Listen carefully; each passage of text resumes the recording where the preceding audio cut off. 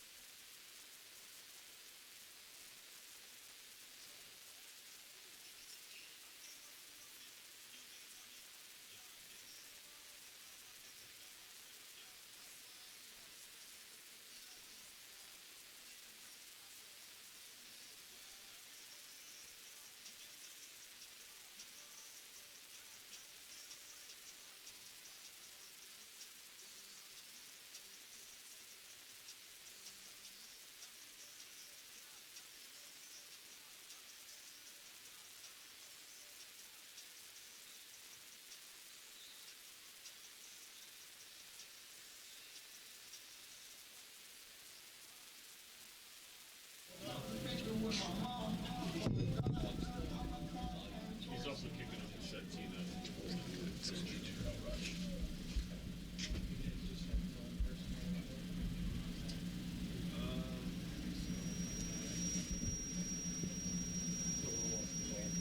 Let's see here. You know, I'm not an extra person to ask that question. Yeah, it's fine. There's plenty of us up there. You're good.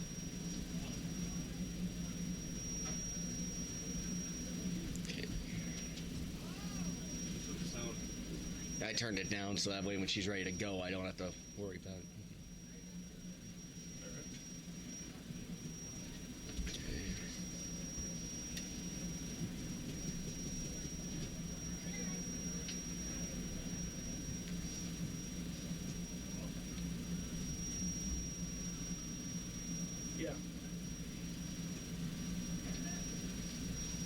who? Don't read who? Matt Simpson. Matt Simpson.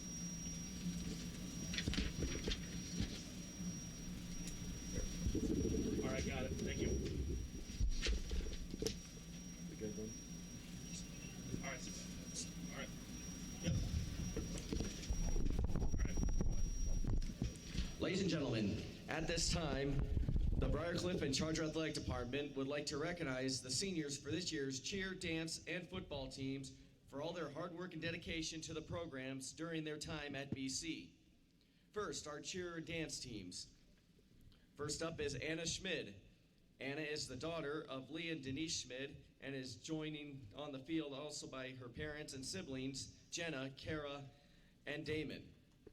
Anna is an elementary education major from Kingsley, Iowa. Ladies and gentlemen, Anna Schmid.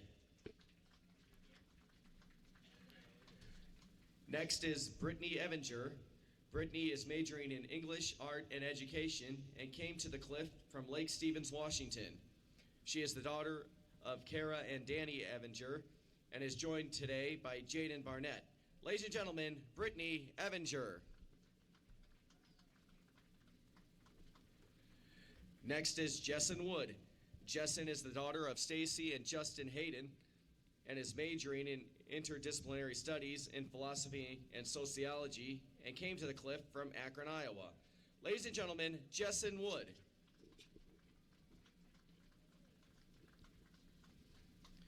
Next is Bernice Samana. Bernice is the daughter of Charlotte and Albert Samana and is joined on the field by Alicia Harper.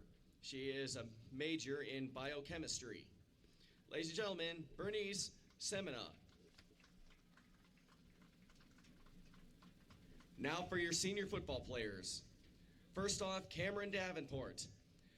Cam came to BC from Los Angeles and is the son of Erica Scales and Todd Davenport.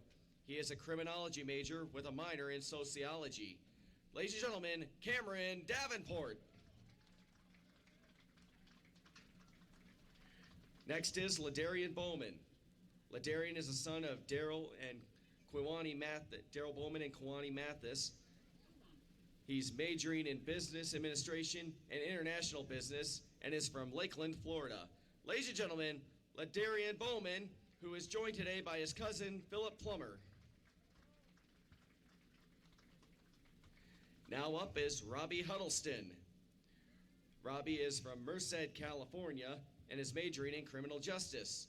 Ladies and gentlemen, Robbie Huddleston.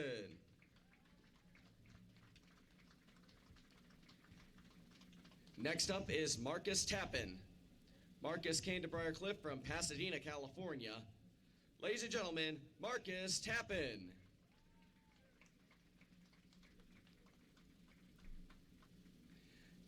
Next up is Dante Shipman. Dante is from Compton, California, and is the son of Latasha Ira. Ladies and gentlemen, Dante Shipman, joined on the field today by Jesse McCormick. Now up is Javon Woods. Javon is a sports management major from Stockton, California. He is the son of Joe Woods and Arcinda Phillips. Ladies and gentlemen, Javon Woods.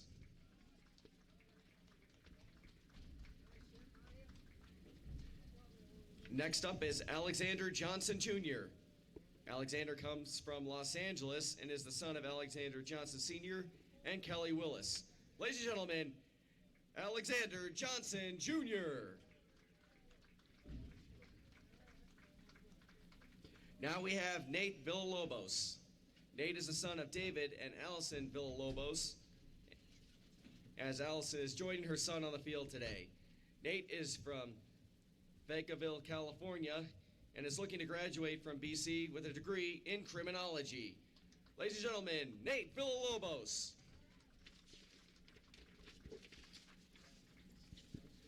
Next is Michael Williams II. Michael is a business administration major from Mesa, Arizona, and the son of Michael and Terry Williams. Ladies and gentlemen, Michael Williams II.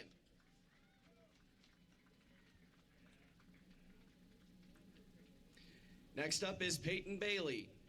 Peyton is a sociology major from Fairfield, California.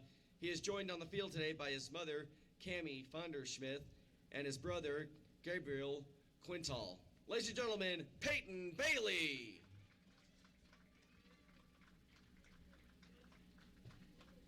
Next is Augustin Gutierrez. Augie is the son of Christine and Augustin Gutierrez and is majoring in criminology. He came to Briar Cliff from San Antonio, Texas. Ladies and gentlemen, Augustin Gutierrez. Next up is Brian Peters. Brian is a kinesiology major from Rio Vista, California, and is the son of Brian and Maribel Peters. He's joined on the field today also by his brother Eric and girlfriend Maddie. Ladies and gentlemen, Brian Peters.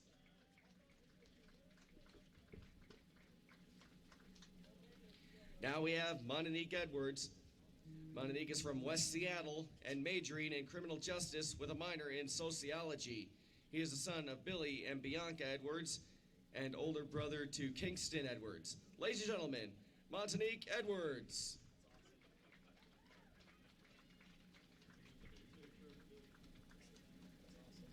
Next is Ricardo Torres. Ricardo is the son of Ana Flitties and Albert Torres and came to the Cliff from Pico Rivera, California. He is joined by his mother today on the field and is majoring in art. Ladies and gentlemen, Ricardo Torres.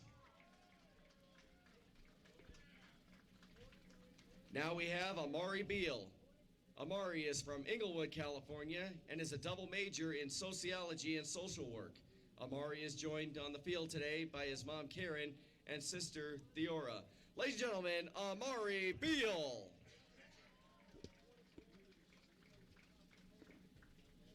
Next is Kyle Po Chinan. Kyle is a digital communications major from Mililani, Hawaii. Kyle is the son of Cindy and Craig. Ladies and gentlemen, Kyle Chinan.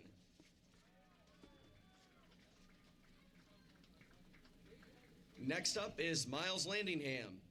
Miles is a history and secondary education major from Bossier City, Louisiana. Miles is the son of Marvin and Janelle Landingham. Ladies and gentlemen, Miles Landingham.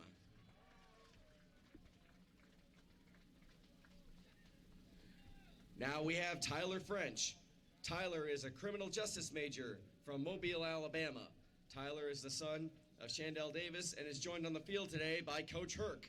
Ladies and gentlemen, Tyler French. And our final senior today is Michael Donald. Michael is the son of Kelly and Tim and came to BC from Fairfield, California. Michael is studying history and secondary education. Ladies and gentlemen, Michael Donald.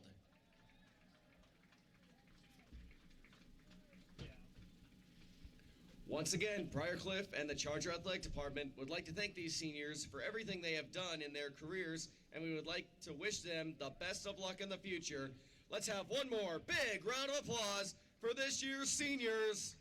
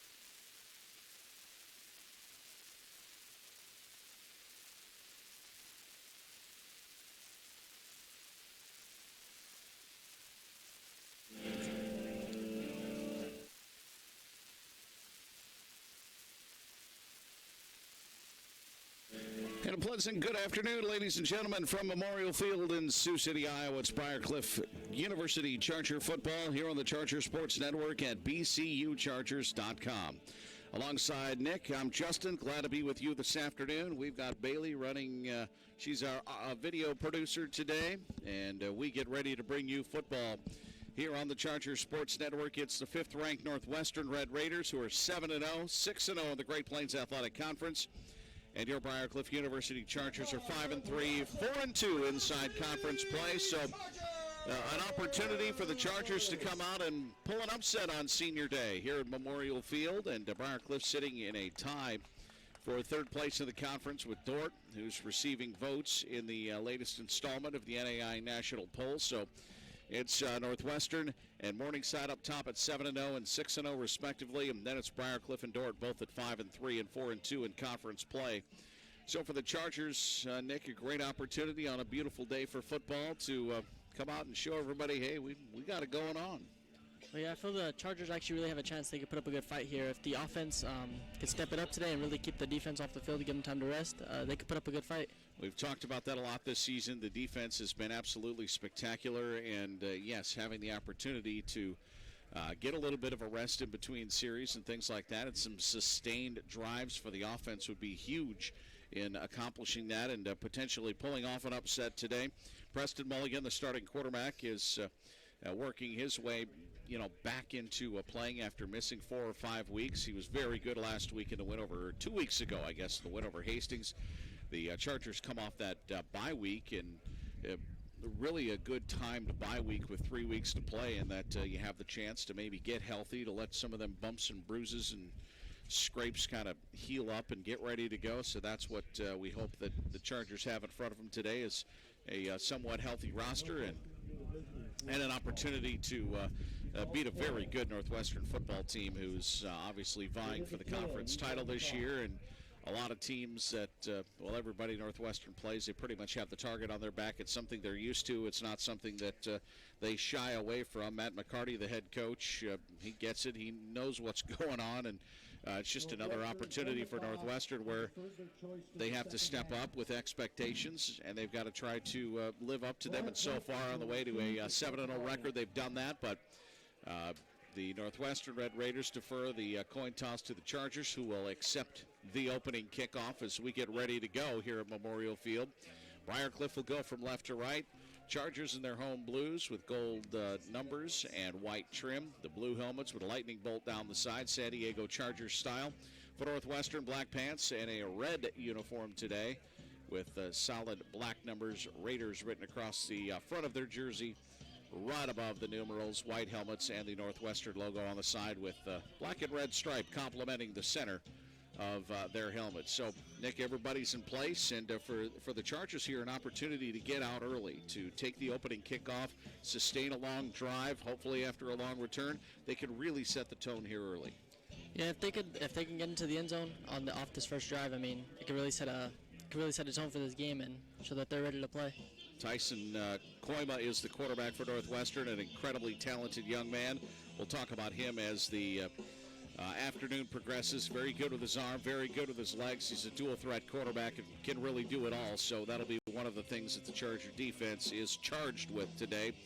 Some other activities on and off campus for Briar Cliff. The men's and women's soccer team over at Morningside today. That men's soccer game is, if Briar Cliff wins, they are the outright Great Plains Athletic Conference champion. If there's a draw, they're tied for first. If they lose, they could fall all the way to fourth. So a tremendous amount of jockeying on the line today for Briar Cliff and Morningside. But men's and women's soccer, we have women's basketball hosting Olivet Nazarene at 3 o'clock.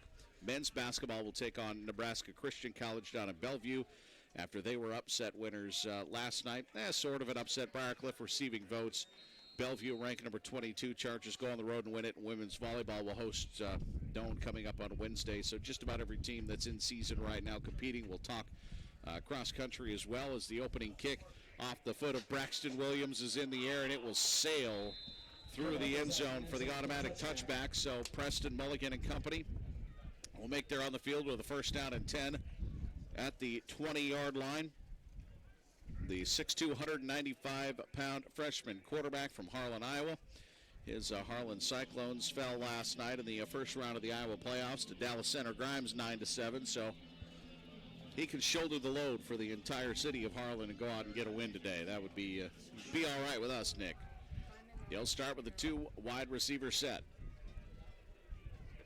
Mulligan has a fullback in to block. It's Greg Henry behind him. Again, first down and 10. Henry will take the handoff. He falls forward for about a 2-yard carry. Not much. Second down and 8 coming up. As the Chargers will have to try to find a hole in that defensive line for Northwestern. Kobe Johnson and Jalen Cook, the wide receivers today. Rashard Brown, a wide receiver as well, the 5'11", 185-pound junior. 3 wide receivers for BCU. Mulligan looks over to the sideline. He'll get the play after he's got his team up to the line. Play clock is down to 5 for Briar Cliff. Second down and 8. At the 27-yard line, Mulligan takes the snap. Again, hands it to Henry. Has a nice hole to run through, but gets the 30-yard line, so it'll be a gain of 3 yards. That'll bring up third down and 5. Kind of a slow developing play there, but Chargers do have third down and manageable at 3rd and 5 from the 30. Same set, 3 wideouts all to the near side for BCU.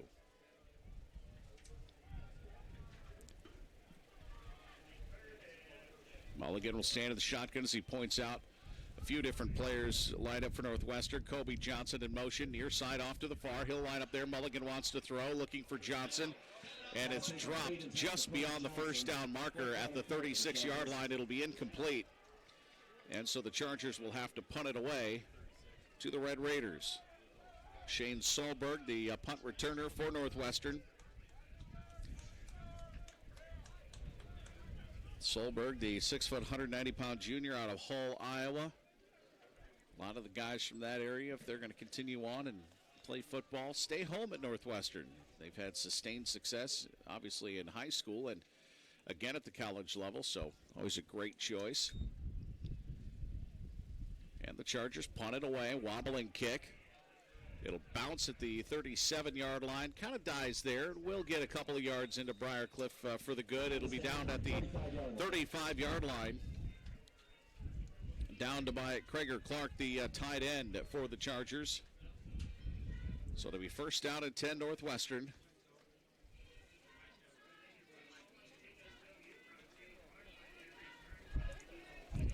So it's Tyson Coyma, the starting quarterback. 6'1", 194-pound junior out of Hull. Running back behind him is Garrett Packer. Packer, a redshirt freshman at 5'11" and 205. Coyma with a couple of wide receivers off to the far side. Handoff goes to Garrett Packer, and he's stacked up. Little to no gain on the play. Packer, the ball carrier.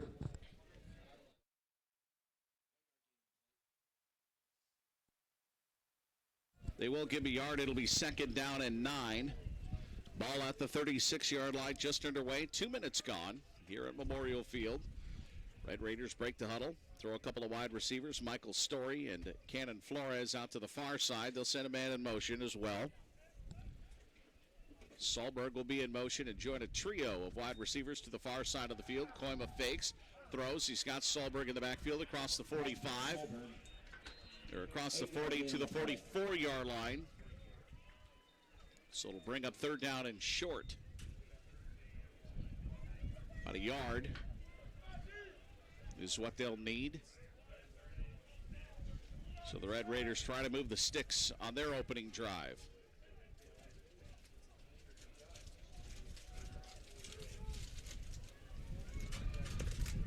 So it's a third down and 1 play. We have a fullback and a running back in. Coyma can keep it, though. He does keep it. Quarterback keeper across the 50. He'll be drugged down from behind at the 46-yard line in Briar Cliff territory, so Coyma calls his own number. It's a nice gain of about 8 yards, so that will move the chains. And the Red Raiders in Charger territory with a first down and 10 at the 46-yard line. Yeah, Gilmore sold that fake pretty well, and defense just bit on it. Koima very good in doing that. Michael Story, the near side wide receiver, tall and lanky at 6'4", 167 pounds. But a good target for Tyson Koima. Koima will hand it off this time. Working right up the middle for a gain of about 3 yards. 3-yard gain on the play. The Charger defensive line doing a good job of stopping that initial push. That was again Garrett Packer with a gain of 3 yards.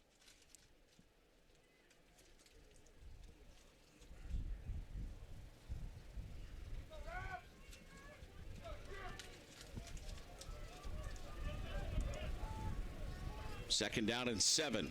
Ball at the 43. We'll take a look at some major college football, give you the GPAC scores as well throughout the day, and keep everything going that's on campus. Pass complete, far side. Wide receiver turns it up along the sideline for a first down. It's Shane Solberg out of the backfield.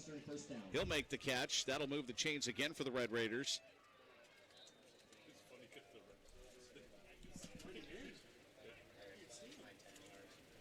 Koima's thrown for 1,864 yards, 14 touchdowns, 5 interceptions. He's also ran for 357. Solberg, the leading receiver, with 44 catches and 730 yards for Tyson Koima. He'll get set to take the snap. Into a 5-step drop, flushed out of the pocket, has a ton of pressure. He's going to throw it up for grabs, and it'll be caught by Solberg on the far sideline. He just flat out threw it up, and Solberg had to come back about 10 yards to make the catch. Does so at about the 11-yard line for Northwestern, first down. And the defense had a good opportunity right there to either get a turnover or keep him out of bounds, but had a sack opportunity that Koima just plain got loose. Had just enough time to get rid of the football, and it worked for the good for the Red Raiders. So it's first down and 10 at the 11-yard line, 9:50 to play here in the first quarter. No score as of yet here on the Charger Sports Network. Garrett Packer in the backfield. They fake the handoff to him. They want to throw it over the middle. It's caught. Touchdown, Shane Solberg from 11 yards out. Northwestern will take the early lead, 6-0 with the extra point pending. So a good start for the 5th-ranked Red Raiders today. Braxton Williams ought to kick the extra point. He's got some very good range as well. Watched him warming up, did Nick and I, and he's long of 48 yards on the season, so he's got some good length to his leg. The snap and the hold are good, and the kick is most definitely good. And it's 7-0 Northwestern with 9:42 to play here in the first quarter on the Charger Sports Network at bcuchargers.com. So we take a look at the GPAC football schedule for today. Top-ranked Morningside is on the road. They are down at Doane today. Dort is at Hastings. Dort receiving votes. Gets to take that long trip out to Hastings. Midland is at Concordia. So we'll keep track of those scores as the day progresses.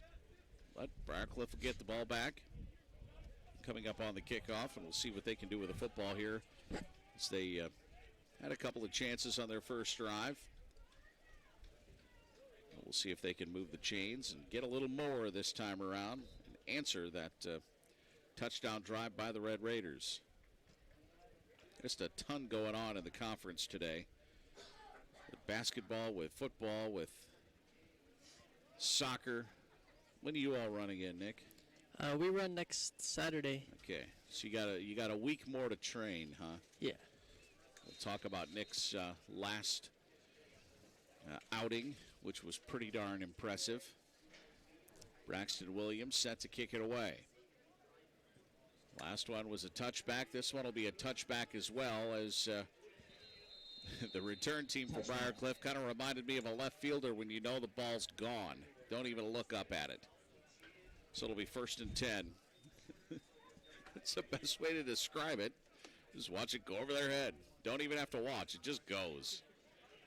So it'll be 1st and 10 at the 25-yard line for Briar Cliff. 3 wide receiver set. Henry back deep for BCU. Mulligan will step back and take the snap. He'll look out of it, look over to the sideline. Now he'll make the adjustments with the offensive line's blocking scheme. Mulligan will turn. He'll hand it off to Greg Henry. Henry maybe a yard falling forward. That's about it. Good pressure on the edge. No gain on the play.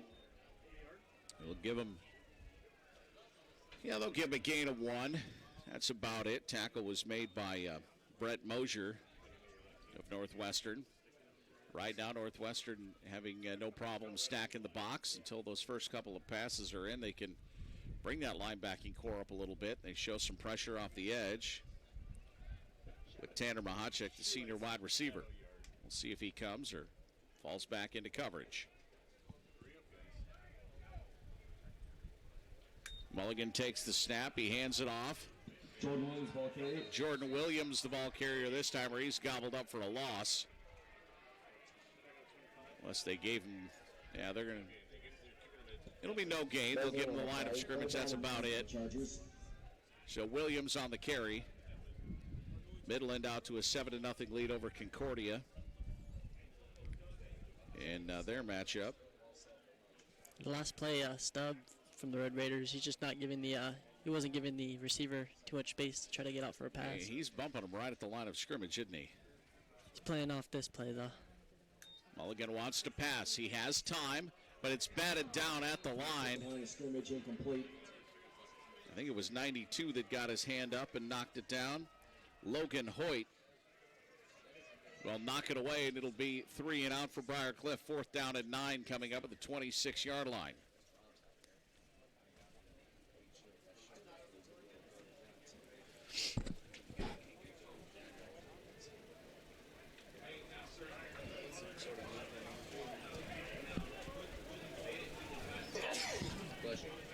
Be Solberg again deep for the Red Raiders. He'll stand in between the 35 and 40-yard line in Red Raider territory. Kick is away and off the side of the foot. It's a twirling kick that goes pretty much straight up. It will take a bit of a Briar Cliff bounce, but the Red Raiders will start in Briar Cliff territory. Robert Robinson doing the punting today. Looks like it just might have hit his ankle, missed his foot. It did not get a clean kickoff at all, so the Red Raiders take over with a 7-0 lead and 8:05 to play here in the first quarter. Major college football scores. Nebraska at Purdue today. Was a 14-10 game at halftime. We'll see if they're back underway. Michigan returned the opening kick 99 yards for a touchdown as they begin their assault on the Terrapins.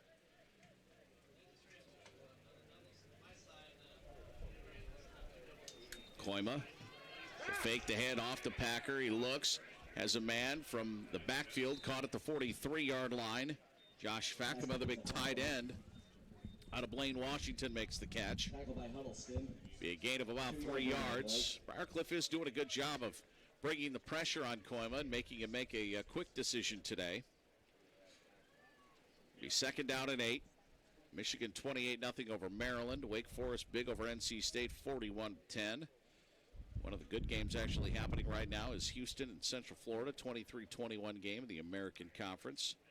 Purdue up 14-13 over Nebraska. Koima with a quick little handoff to Solberg as he comes near side, running downhill the 40 to the 37-yard line. Gain of about 7 yards. He'll be close to a first down. It'll be 3rd and 1. 8-yard gain on the play. 3rd down and 1 for the Raiders. So we will have that 3rd down and 1 play on a sun-drenched field here on the first day of November. I know in the state of Iowa last night there was, over on the eastern side of the state, some of the high school playoff games, the field was shoveled and scooped, and there was some snow, some freezing rain, and did not have that here in the northwest corner. Some movement up front by the Red Raiders. Should move them back 5 and make this 3rd down a little more difficult at 3rd and 6. I know 55 to the offense. yesterday a team, I can't remember exactly what team it was, but they went out for the cross-country conference meet, and it snowed, so the course was pretty bad. Makes running a little more difficult in the snow, Oh, doesn't yeah, it? definitely. Well, I mean, running is difficult to me anyway, but not for you. The only problem we've mainly had this season is just rain. Yeah. Well, that's not easy either. Koima on 3rd down and 6. A movement up front. Flags fly. Koima throws, and it's incomplete. There'll be a passenger. This might be 2 penalties on the Chargers. So they'll most likely take the, well, they're going to get a first down either way here. Well, they can decline the first and take the pass interference. That's a bigger penalty on the free play. Offsides, number 52 of the defense. That penalty is declined. That's exactly what they're going to do, take the pass interference penalty, so that'll be a first down for the Red Raiders. 15-yard penalty, automatic first down. So we'll walk the ball down to the 27-yard line. It'll be 1st and 10 Red Raiders there. 6:17 to play in the first quarter. Northwestern out to a 7-0 lead. Red Raiders look to stay unbeaten today. Hold on to that 5th-ranked record, pending any upsets, obviously. Chargers get set along the defensive line as Koima will turn. He'll hand it to Packer. Packer get about 2 yards to the 25-yard line, 2nd down and 8. Northwestern trying to soften up the defensive line for Briar Cliff. Yeah, Northwestern is just coming out in their first 2 drives and just getting a good push and starting the game off early. They absolutely are. Jason Severdas, the left tackle, the left guard, Paxton DeHaan, Graham Kenobi, the center, Austin Moss at right guard, and Josh Torno at right tackle. 3 wide receivers for the Red Raiders, 2 off to the far side. Defensive line shuffles to the near, fake to Packer. Koima to throw it over through Solberg a little bit. He had to try to dive for the football, but it went off his fingers and incomplete. Bring up 3rd down and 8. We have some folks checking in on YouTube, including one that says, I'm at the Maryland versus Michigan game while listening here. Well, awesome. Michigan up 28-0 in that game. So let us know where you're tuned in and who you're rooting for. Love to hear from you. Nick and I always enjoy that, so let us know where you're watching, where you're listening, however you're paying attention. We'd love it. Timeout by Northwestern. 5:31 to play in the first quarter. It is 7-0 Red Raiders. They've got the football with a 3rd down and 8 at the 25-yard line, well within Braxton Williams' field goal range. During his warm-up, I seen him kick about 2 good 50-yard field goals, so I mean, he has the range today. The wind is blowing, and it's not necessarily a brisk wind, but it's there. Yeah, when you're not sitting in front of the window. Well, yeah, of course, as I say that, the wind is hitting our microphones. I mean, it has been off and on quite a bit today, though, too, so. Yeah, it picks up a little bit. It's picking up a little. Of course, we say that when we're inside. Near 50 degrees, though, not bad at all. Little wind chill out there. Compared to how it's been the past few days, this is actually really nice. Yeah, I would say so, too. It's a little cold this week. Down, heck, I think one morning when I went to work this week, it was 19 when I hit the car, about 5:15.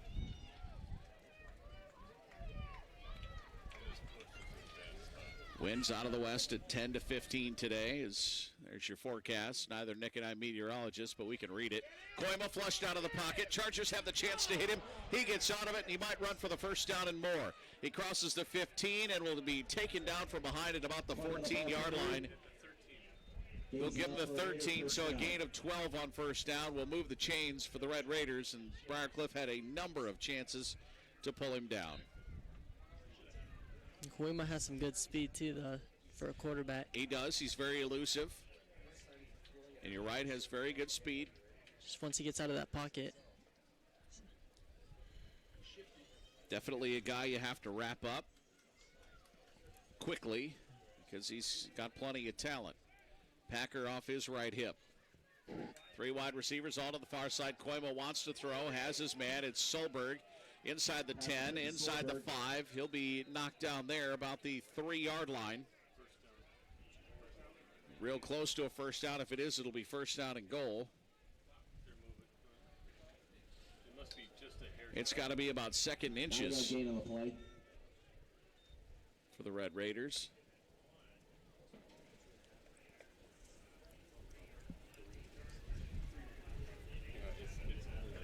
So they'll break their huddle on the 4.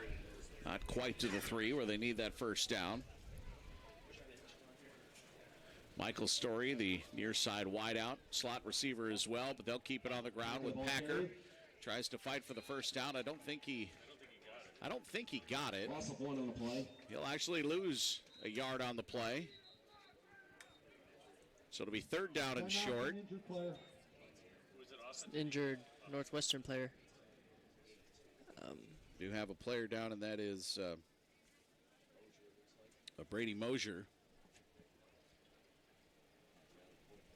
Mosier, the senior tight end out of Rock Valley, watching from Minneapolis. Hello. Well, hi, John, former basketball player for Briar Cliff. He's checked in quite a bit lately. Robert Bailey, watching his son Peyton from Sacramento, California.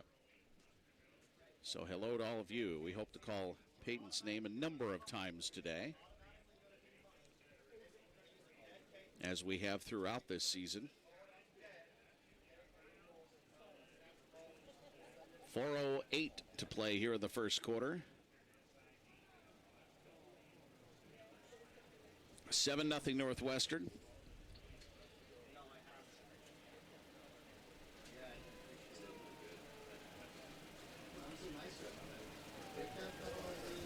I'm not a doctor, so I have no clue what the injury might be. No speculation here at all. Well, they got him up. That's good. He's going to be helped off the field.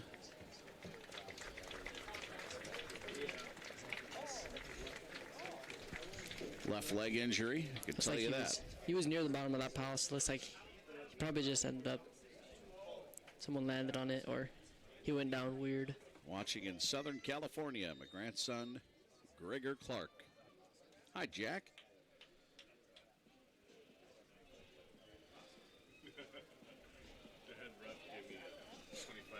Thanks for checking in. Appreciate it. 3rd down and 1.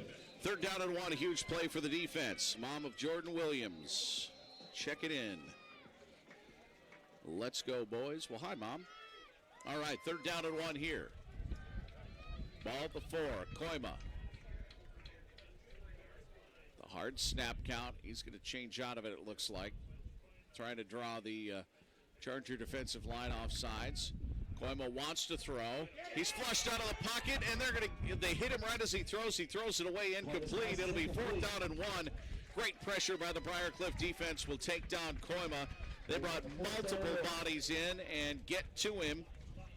Led on the rush by Alexander Johnson. He got to him first, so it'll be a Braxton Williams field goal attempt. It'll be a 20-yarder from the right hash mark for the right-footed kicker. It's a little bit of a tricky angle. But he's 9 of 10 from field goal range. Kelly says hi as well. Hi, Kelly. Field goal is good. Field goal is good. 20-yard field goal by Braxton Williams will make it 10-0 Red Raiders with 3:40 to play here in the first quarter. And hi to Erica as well, saying go to Cameron Davenport. So the Chargers will get the ball back in a great defensive stand. Whenever you can hold a team inside the 5-yard line, Nick, that's impressive. We like to see that. So the defense definitely stepping up on that drive, holding Northwestern out of the end zone, and a chance for the Chargers to cut into that lead with a drive themselves. And this offense just needs to put together a good drive and give the defense a little bit more time to rest after that drive and just keep them strong. They absolutely do. You're right. So that's what we're rooting for. As the kick team will come out, we'll see if they even get to return a kick today. Braxton Williams has already put 2 into the end zone. The Chargers, they did earlier in the season, they did have a lot of success with the kickoff returns, and so it's like if this kicker can't kick one short for them, just give them some space, give them some time. I'm sure they can make something of it. Absolutely. Braxton Williams definitely not thinking that way. He puts a boot into it. It's a sidewinding kick. It will be caught at the 7-yard line and handed off at the 10, 15, 20. It's Williams out to the 25 and 30, 35 and 40. Flag flies though as he tiptoes out of bounds about the 43-yard line. The flag down at the 24-yard line. So unfortunately, this one probably coming back.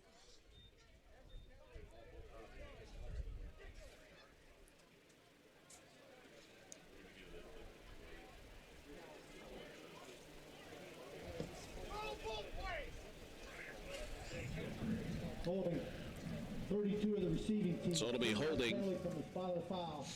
First and down. a spot foul. Harrison Johnson called for the hold. So it'll go back to the 14-yard line. So unfortunately, a 29-yard penalty when all is said and done. Only goes as a 10-yard penalty, but you get the math. 15 on the play clock for Preston Mulligan and the Chargers. 3 wide receivers, single back is Henry. Mulligan will turn. He fakes the handoff, has a man. It's caught on the fingertips. And a nice play by Richard Brown. He gets it out across the 20. 10-yard gain on the play. First and 10 DCU. 10-yard gain to the 24-yard line. I knew he was close to the sticks, just wasn't exactly sure. The ball looked like it was a little bit overthrown, but wait for Brown to just pull it in. The Chargers, I believe, are going to have to take a timeout. They had one too many on the field, so they will. Be their first charge timeout. Home or away, the Chargers Sports In a Network 3 wide keeps you receiver connected, set, Chargers tight fans. end didn't For get the off the Pacific field in Coast time. Finals, A little bit of a mix-up there on the package. The Chargers Sports The Network offense wanted to keeps you run. connected to the action.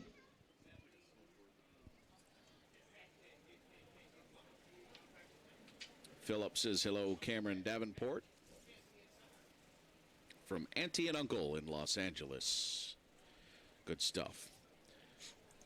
I like it. Purdue still leads Nebraska 14-13, 4:16 to play in the third quarter. A lot of non-conference games today as well. Kansas and K-State going at it in Lawrence. K-State coming off the huge upset over Oklahoma last week. Sooners have the day off. Florida State and Miami. I'll probably watch some of that.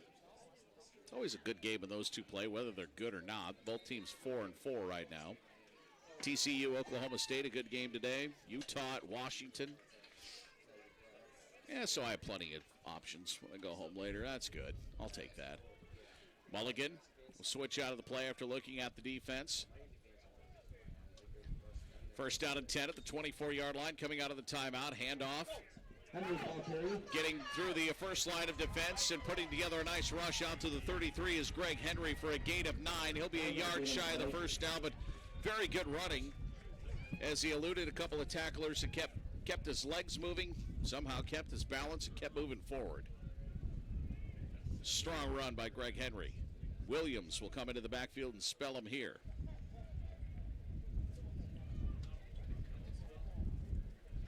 Gutierrez into block as well. 2 wideouts to the far side. Long snap count for Mulligan. Play clock under 10. Williams will take the snap, looking for an opening. And he'll get the first down out to the 35-yard line. Good patient running by Jordan Williams. Just kind of waited and hit the hole that was there. Enough for the first down, so he absolutely did his job. And will move the chains for Briar Cliff. So it's first down and 10 at the 35. Yeah, finally starting to get some yards. Well, starting to get a good push up front, and you definitely have to get this Northwestern defense on their heels a little bit. That's the task at hand for the Charger offensive line. Mulligan hands it off to Williams. He goes left this time. He'll get 4 yards out to the 39-yard line. Eventually, I feel they're going to need to take advantage, though, of either the corner who's pressing on way too close or the ones who are playing off so far on the opposite side. Jalen Cook, single wide receiver to the near side. He's the one that's being bumped at the line, more or less. See if Cook can get past him here. Mulligan turns, hands it off to Henry. Henry could have been gobbled up for a loss. Takes a big hit on the far side by Northwestern's Noah Van Hoff. He'll lose a yard, maybe 2 on the play. Loss of 2 on the play. Will be a loss of 2. It'll bring up 3rd down and 8 at the 37-yard line. Yeah, it's Stubb. Stubb, the one who's been pressing on that line quite a bit today. He's been pressing Mulligan's the thrown receiver just side. 3 times today against 7 rushes. Greg Henry, 6 carries for 18 yards. Brown in motion. He'll fill the slot on the near side. Mulligan wants to throw and has time. Looks near side. Has a man caught. That's Brown to the 48-yard line. That'll be enough for a Charger first down near midfield. Nice route run by Rashard Brown, and he's got a Charger first down.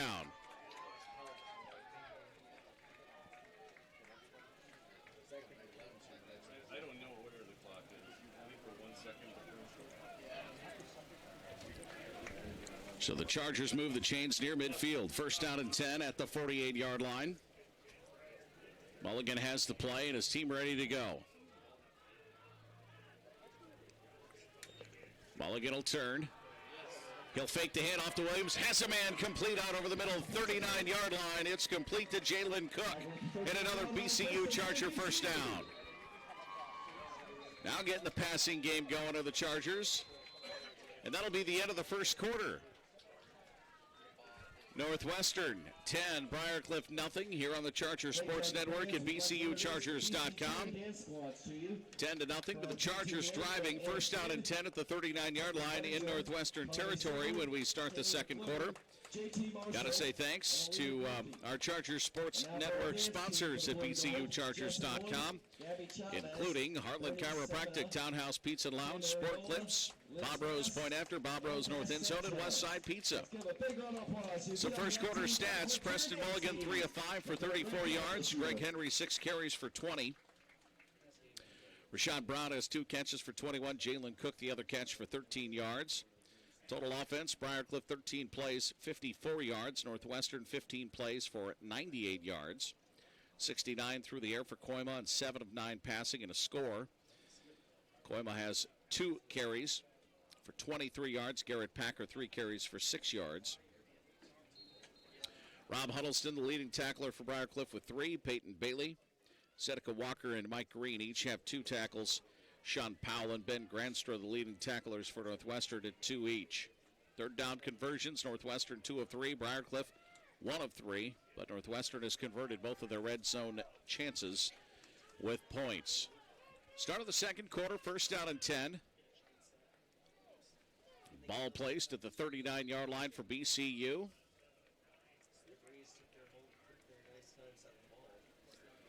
Mulligan with a single back, 4 wide receivers. Mulligan puts Brown in motion. They fake to Williams. He throws to Brown. He's got some running room at the 35, the 30 to the 25, and down near the 20-yard line. He'll be tackled at the 21 for a gain of 18 yards. So a Charger first down. Thank you. So the Chargers moving the chains once again with Brown and another catch. His 3rd of the day. Kind of cut around the running back, caught it in the flat, turned it up nicely. Watched his blocking develop and used it to his advantage for an 18-yard gain. So like we said, it's 1st and 10 at the 21-yard line for Preston Mulligan. The freshman Mulligan will turn. He'll fake the handoff. Mulligan's got to get rid of the football. He eludes the tackler, trying to make something out of nothing. Underthrew his intended wide receiver. It'll be 2nd down and 10. Would have taken a huge, huge loss as he looks over to the sideline. The coaches make the motion, just throw the ball away.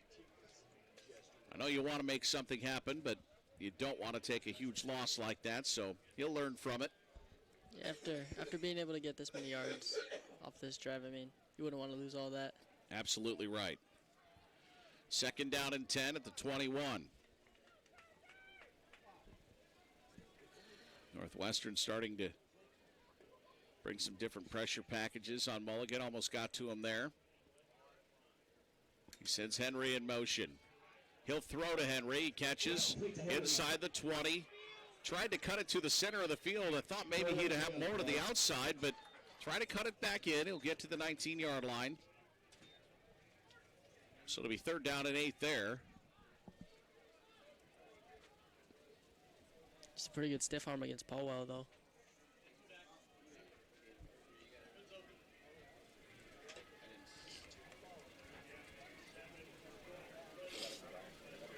So it'll be 3rd and 8 at the 19-yard line.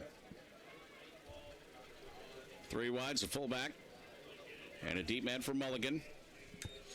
Mulligan will hand it off to Greg Henry, and he's going to get stacked up maybe a yard. 2-yard gain on the play.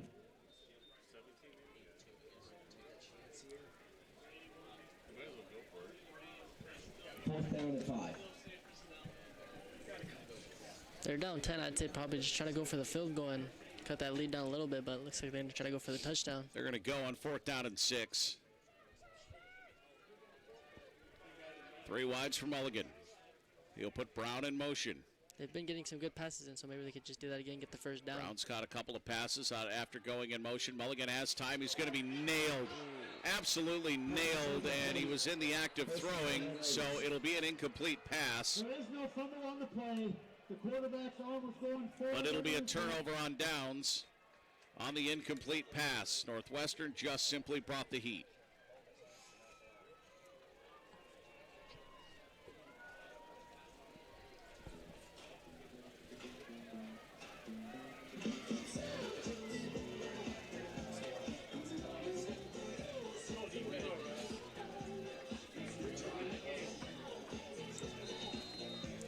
The defense last drive was able to hold them in on the 5-yard line, so maybe they could just try to play that. If they could play that same way they played in the red zone, just here and hold them to minimal yardage. Just need to be able to Be a make a move. perfect time for a pick 6. Oh, yeah, it would. They just need to get some points on the board right now. Pass is complete to Solberg at the 25-yard line. He's met immediately and tackled. 9-yard gain on the play. Tackled by Patrick Gassant Jr. Gasson on the tackle for the Chargers.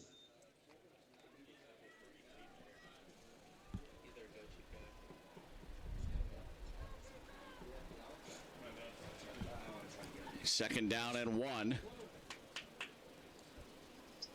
at the 26. Koima has 4 wide receivers. He ran out of this last time on 3rd and short. He'll run again, and he's got a first down, but a flag flies. He gets out to the 30, but a flag in the backfield.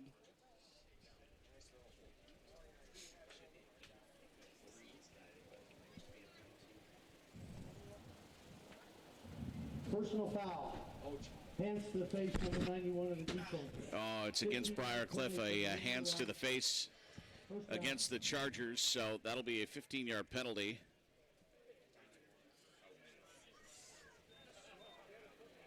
The Chargers can't really afford anything like that right now. I mean, down 10 in the second. 10 at the 44-yard line.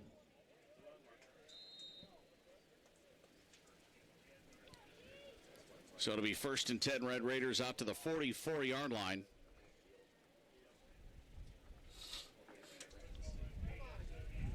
$11:40 to play in the first half. Koima takes the snap, hands to Garrett Packer. Packer works around the far side of the offensive line and turns it up for a gain of about 3 yards. It'll be 2nd down and 7 as the Red Raiders near midfield. Webster on the tackle for the Chargers.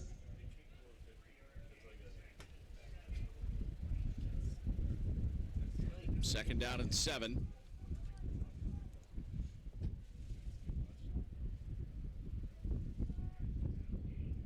Midland and Concordia tied at 7 in the second quarter.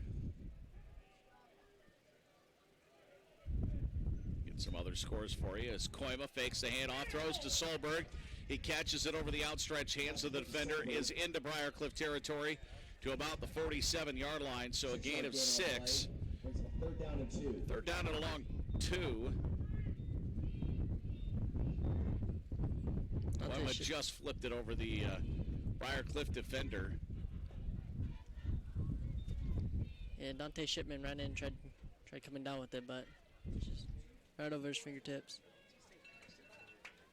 Over at the Newman Flanagan Center, St. Xavier has a 39-35 lead over Morningside Mustangs, a 23-6 run in the middle of that one to get St. Xavier the lead. St. Xavier ranked 17 and Morningside ranked 19. Olivet Nazarene and the BCU women coming up next. Pass complete to Solberg for a first down to the 44-yard line.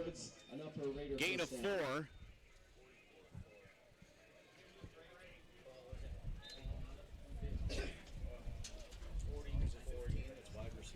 It's not R.J. Harris because he's with the basketball team. Right. Do you have any clue who it might be or how I can figure it out because he's playing? It'll be a first down and 10 play for Northwestern. Clock runs at 9:45 to play here in the first half.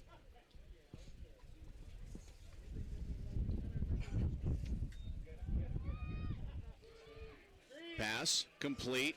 Big tight end on the screen. He'll fight for the first down. That's Josh Fakama. That'll be enough for a Red Raider first down. It's about the 4th time they've played that screen so far today. And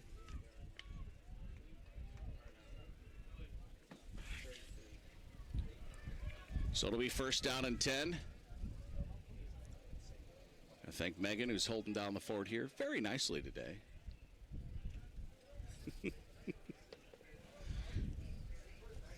Had a few uniform changes. You just never know. Koima wants to throw, has all day to do it. He'll throw. He's got a man. It's caught by Solberg inside the 5-yard line at about the 3. Maybe the 2. Or the 1. The 1. The referee was just standing there. Now he's standing back at the 3 where he puts the football down. So where are they going to put it? Looked like he went out at the 3. He's at the 3. But what referee guy was in the wrong spot? So it's first and goal at the 3. First and goal at the 3-yard line. Got to follow what the referee's doing. They're the ones that place the football. It's a nice throw by Koima. So it'll be first and goal at the 3. Koima wants to throw it over the middle, incomplete. Overthrew his intended receiver. Michael Story, the intended target. The second goal at the 3. Patrick Gassant Jr. in coverage.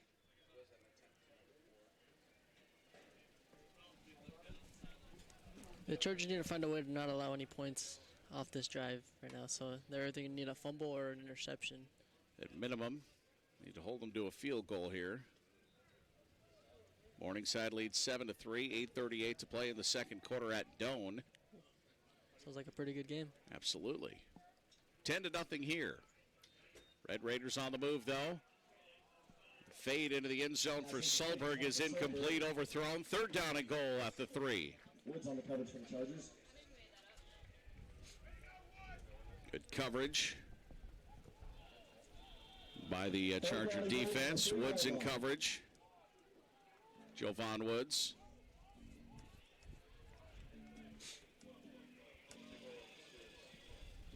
So it's third down and goal. Ball at the 3-yard line. Gotta watch for Tyson Koima, the quarterback keeper here. Koima will keep it. He will work his way into the end zone for a Northwestern touchdown from 3 yards out. The hole open through the left side of the offensive line, and Koima galloped right through it. 16-0 Northwestern. Extra point coming from Braxton Williams. Blake Fryer, the holder. The redshirt freshman backup quarterback.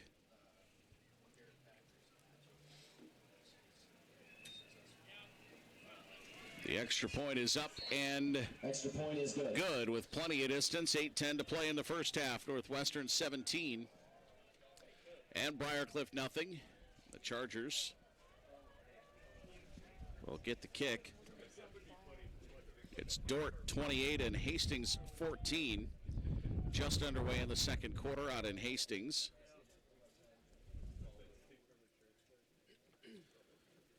Michigan up 35-7 over Maryland, fourth quarter out in College Park. Central Florida now has opened up a 42-23 lead over Houston. Nebraska up 20-17 over Purdue. That game's in the fourth quarter. In major college football action, Boston College big over Syracuse, 58-27 in the fourth quarter. Virginia Tech and Notre Dame just underway in South Bend.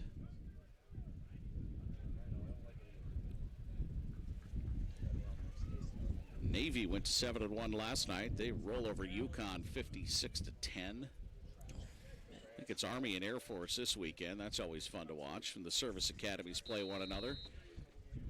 Game at Falcon Stadium in Colorado Springs.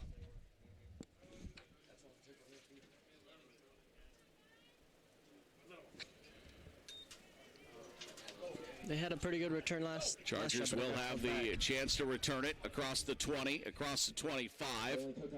Jalen Cook on the return. Put a flag down.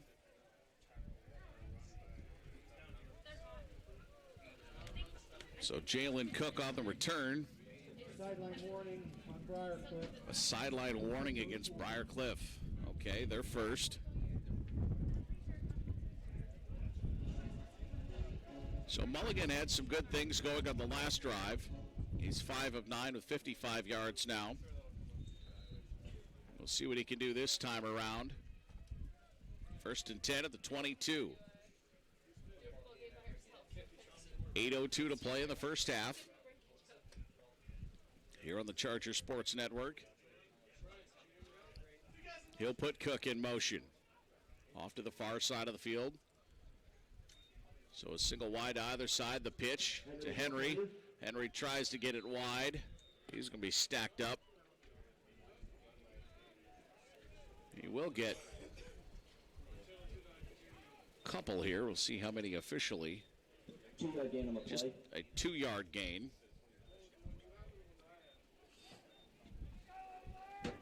So it'll be second down and 8. Ball at the 28-yard line.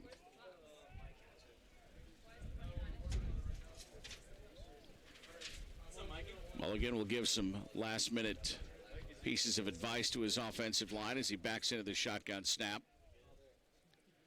Down to 3 on the play clock. It's not Mulligan, sorry. It's DeAndre Collins-Jones in it running back. Henry the ball carrier. It's a gain of about 4. Brings up a 3rd down and 5 for the Chargers. Mulligan standing right in front of us on the sideline. Talking to the training staff. So it'll be DeAndre Collins-Jones, 5'11 sophomore out of Fort Wayne, Indiana. The signal caller at 3rd down and 4. He'll catch the low snap, wants to throw it over the middle. Caught by Brown. First down, Briar Cliff at the 42-yard line. Brought down the 42-yard line. 1st and 10 BCU. Brown took a mean hit, but held onto the football, gathered it in nicely, and will move the chains.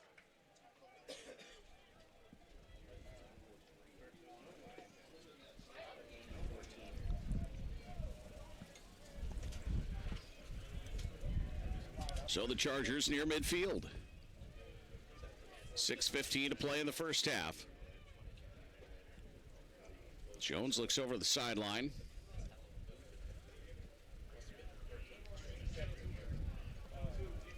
He'll move the formation a little bit. Williams takes the handoff, cuts it back at the hash mark towards the center of the field where he's stopped. Forward progress will give him a yard, maybe 2 on the play. They'll mark it at the 44.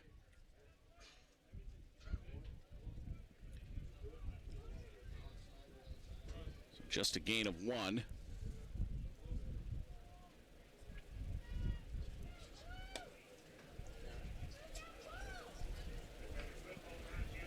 Fullback in this time around to block. Pass complete to Henry in the backfield. He's got to make something out of nothing, and he's not going to be able to. Just too many white jerseys in the neighborhood.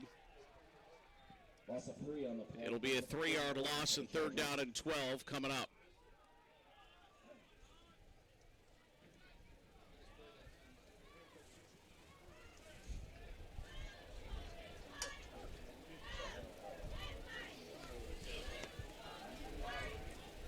Kobe Johnson will line up near side for the Chargers. 2 receivers. Off to the far side. 3rd down and 11. Collins Jones on the delayed handoff. Williams has some running room. Scampers out near the 50. He's going to drag the pile with him into Northwestern territory at the 48-yard line. So a gain of 10 will bring up 4th down and 1 for Briar Cliff.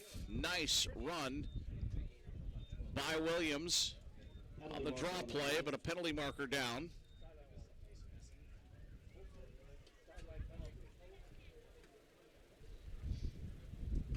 There is no foul for face mask on the play. There was no grab. So no foul against, no face mask, which was speculated by some. It'll be 4th down and 1.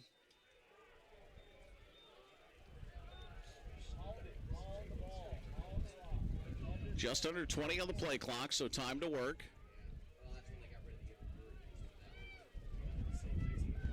And they'll go with an empty set.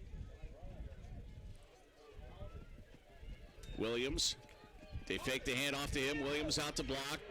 Collins Jones has nowhere to go, did not cut it up when he could have.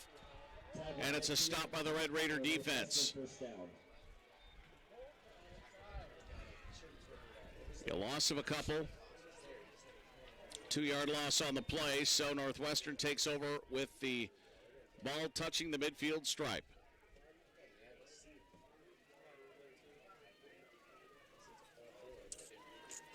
So it'll be right at the 50 with 4:09 to play in the half. Northwestern enjoying a 17-0 lead.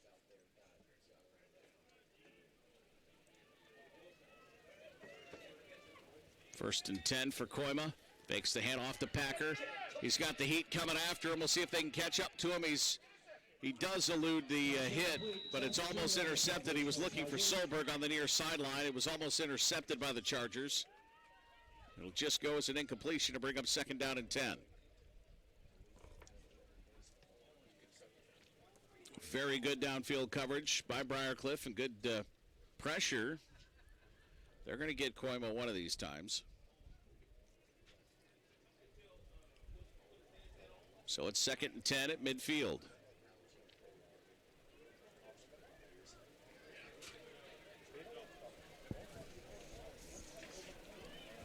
Story and Fackeman near side. Thrown out of the backfield to Solberg. He catches. Back in Northwestern territory. He's going to get just inside the 50 for a gain of about half of a yard. Maybe 1. Yeah, they'll give him the 49, so it'll be 3rd down and 9. So another big opportunity for the Briar Cliff defense. Northwestern's been playing that screen quite a bit today, and it seems the past couple times they've done it, the Chargers have been able to read it better and make the stop. Shane Solberg has 10 catches for 115 yards, so he's got 10 of the 12 completions for Tyson Koima. They'll break the huddle and put 3 wideouts all to the far side of the field and a single back. Koima apt to run on 3rd down as well. He wants to throw, has all day, throws near side. It's caught, turned up to the 30-yard line. Fakema, the big tight end, makes the catch. They'll give him the 29. So it'll be 1st and 10 on the 21-yard or 20-yard gain.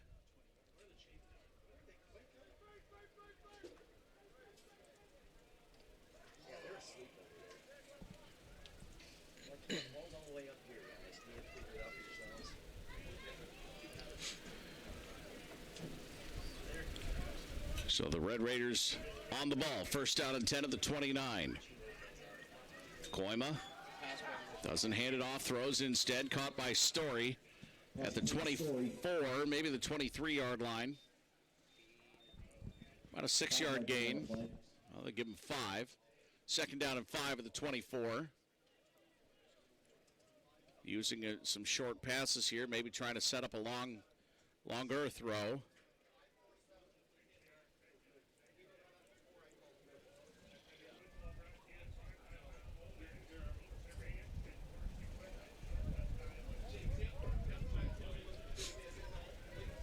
So it'll be 2nd down and 5 at the 24. Koima throws, and a flag will stop the play. They wanted to go to Solberg again.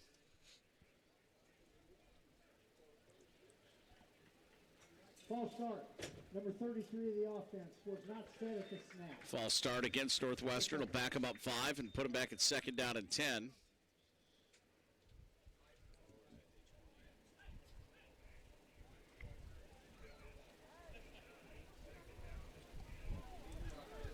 So it'll be 2nd and 10. 2nd and 10 for the Raiders.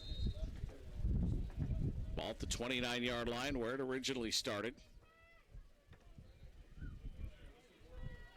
Garrett Packer will be a wide receiver to the near side of the field. Koiba wants to throw again, has some time. Thrown out over the middle and complete to the 15-yard line. Shane Solberg on the catch. That'll be a 14-yard gain and a Northwestern first down. So they continue to look at Solberg and Solberg.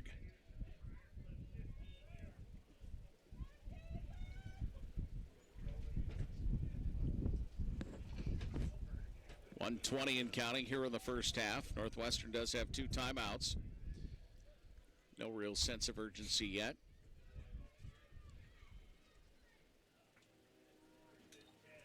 Koima takes the snap, throws again. It's caught by Solberg, and he scampers into the end zone for a 15-yard touchdown.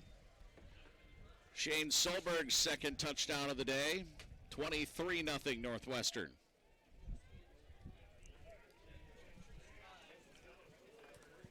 With a Braxton Williams extra point on the way, and remember, Northwestern will get the ball following halftime.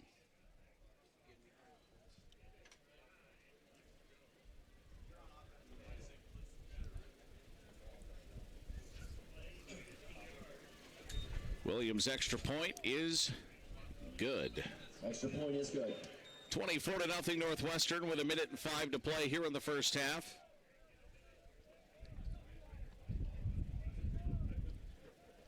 Other GPAC scores, Concordia Midland tied at 7 with 5:18 to play in the first half.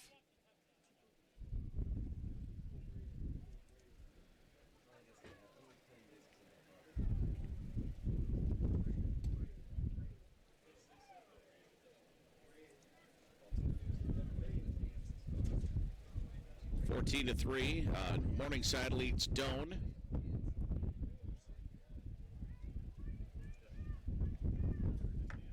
Dordt has a 35-14 lead over Hastings. 9:35 to go in the first half out in Hastings.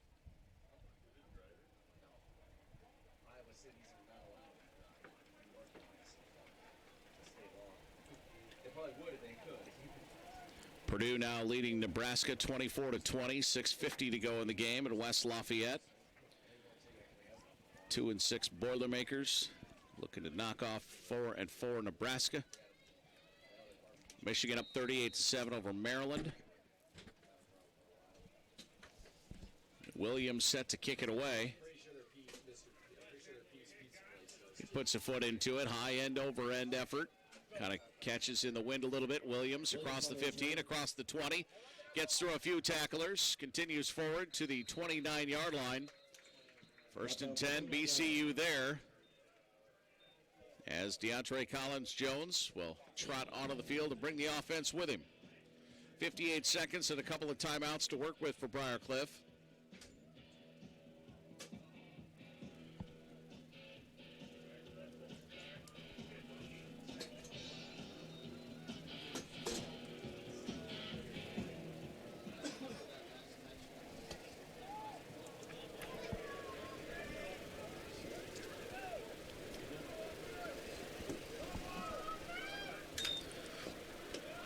On first down, it's a handoff. Williams, ball carrier. Williams, the ball carrier, across the 30 to the 32-yard line for a gain of about 3 yards. So 2nd down and 7.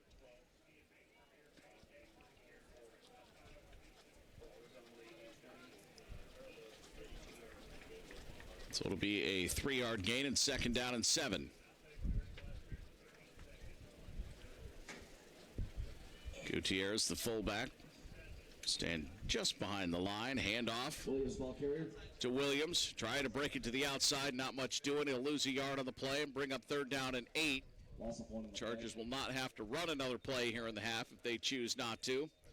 And it looks like they'll make their way to the halftime locker room.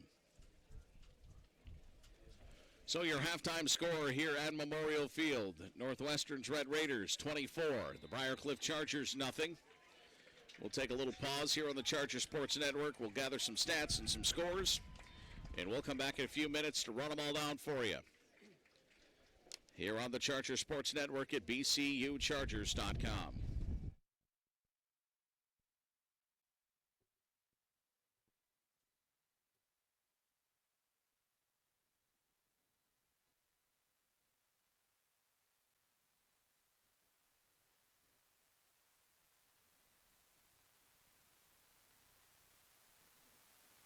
Ladies and gentlemen, for your halftime entertainment, please welcome your Briar Cliff University dance team.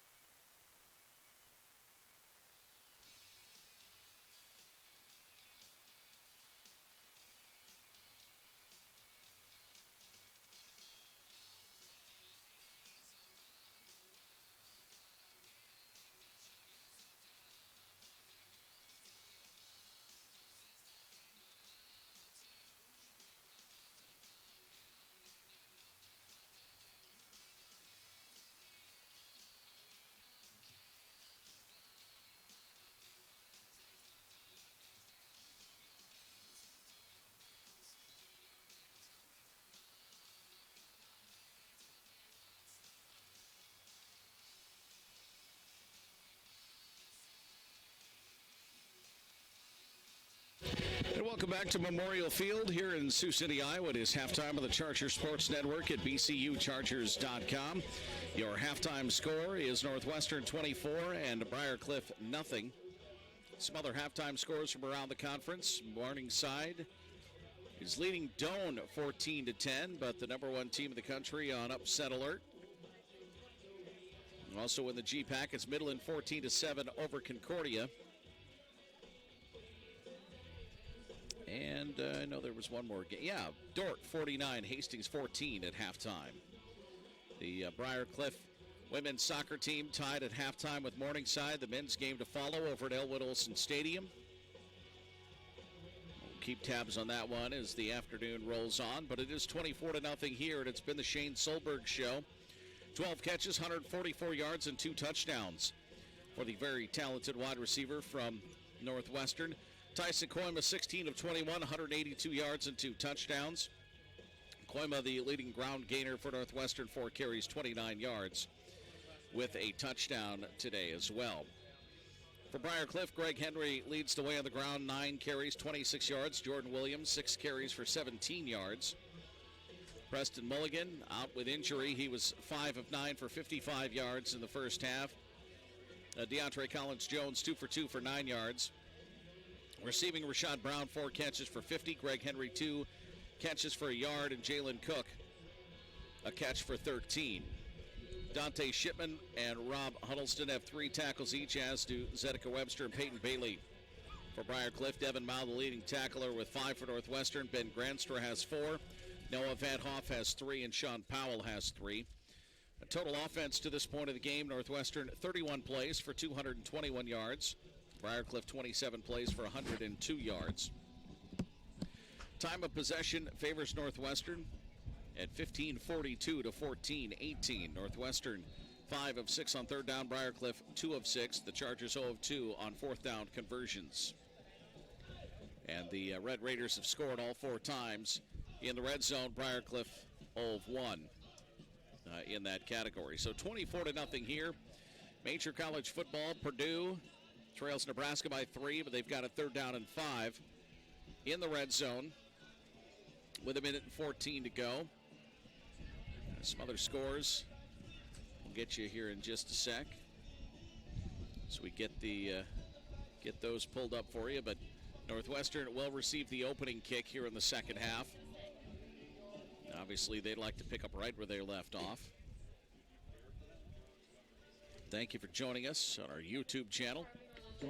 From all over, we have Briar Cliff fans, we have Northwestern fans. We welcome all of you and hope you're being entertained by today's game, Senior Day here at Memorial Field. We appreciate you checking in, leaving us a comment on that, because, well, it's just kind of cool. NC State trails Wake Forest 44-10. That game about over. Central Florida 42-23 over Houston. Purdue scores a touchdown and leads 30-27 with 68 seconds left. Nebraska will obviously have the chance with a football. Little end-around action for Purdue. 9-yard touchdown run by David Bell puts the Boilermakers in the lead. Texas A&M, no problems with Texas San Antonio today, 45-14. Notre Dame out to a 7-0 lead over Virginia Tech. Michigan had no trouble with Maryland, 38-7. They were a winner. Georgia, Florida, kicking off in about 10 minutes. K-State and Kansas about ready to kick off. Miami and Florida State, TCU, Oklahoma State, Washington and Utah about 40 minutes away. And some games later on tonight. SMU and Memphis should be a good one on ABC. Number 15, SMU is unbeaten. Memphis with a lone loss there at 7-1. Colorado, UCLA in the Pac-12. First one to score 60 wins. I always love watching those Pac-12 games. Late on Saturday night, you can never turn away. I learned that watching the UCLA-Washington State game when Washington State was up by, 40, and UCLA came back and won. So just don't turn the game off. Oregon is at USC. That'll be a good primetime game as well. USC can maybe make a strong statement for where they're sitting in the Pac-12 conference. They're 4-1 in conference play, 5-3 overall, so they can make their statement against the 7th-ranked visiting Ducks. time for kickoff here in the second half. And the Chargers will kick it away.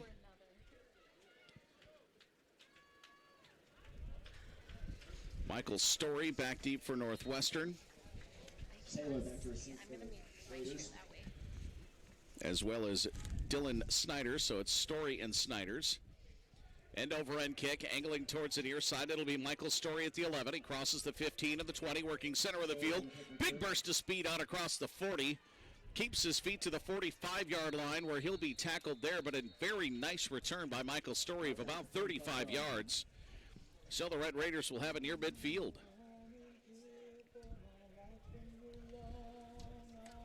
So if you're a Red Raider fan, a good way to start the second half with a solid return. And Tyson Koima and company will pick up there at first down and 10. Again, Shane Solberg with a terrific first half. 12 catches, 144 yards, and 2 touchdowns.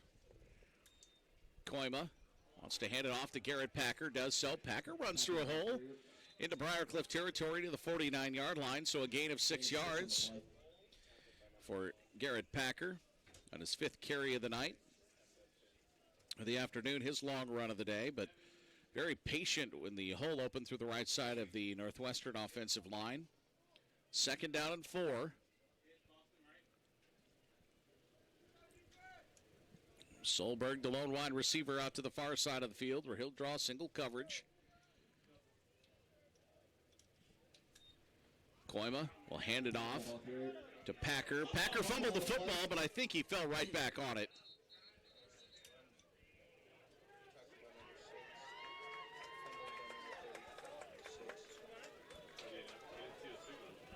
Did not see a signal from the refereeing crew yet. No, they're going to say it's Briar Cliff football. I did not see who came out of the pile with it at all, and it took a while from the indication by the referees to indicate where the ball was, and Packer had it punched out from him, and it pretty much fell straight down. I thought that's why he had the chance to recover it, but hey, we'll take it. Good play by the defense.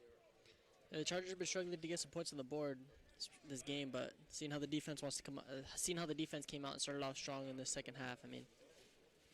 So the defense sets the tone nicely for DeAndre Collins-Jones. Gutierrez in motion. He'll stop. Along the near side, singled back is Henry, or make that Jordan Williams. Williams takes the handoff out to the 48-yard line. Gain of 2, so it'll be second down and 8.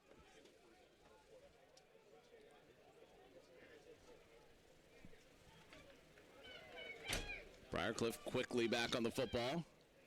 Now they'll move around some personnel. Kobe Johnson will go off to the far side of the field and join 2 other wide receivers. Gutierrez, the near side tight end, in a 3-point stance. Snap, the handoff to Williams into Northwestern territory to the 49-yard line. So it'll be third down and 5. Actually, they're going to give him midfield.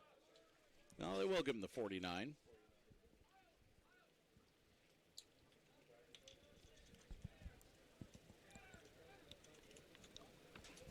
So like we said, third down and 5.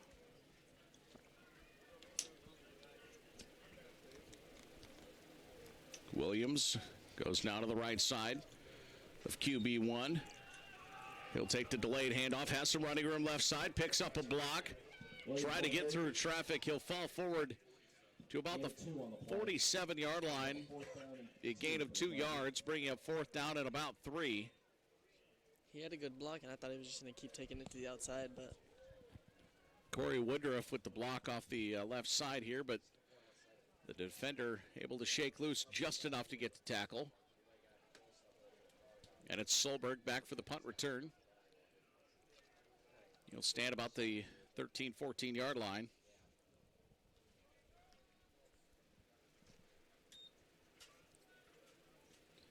Punt is away. High end over end kick. Solberg will call for the fair catch at the 16. He'll haul it in there. 17-yard line. So it'll be 1st and 10 Red Raiders after the fumble on their last possession. So we'll see what the defense can do again here. Purdue finishes off Nebraska 31-27. Boilermakers now 3-6, 2-4 in the Big Ten. Nebraska falls to 2-4 in the Big Ten and 4-5 overall. But here the Red Raiders look to remain unbeaten.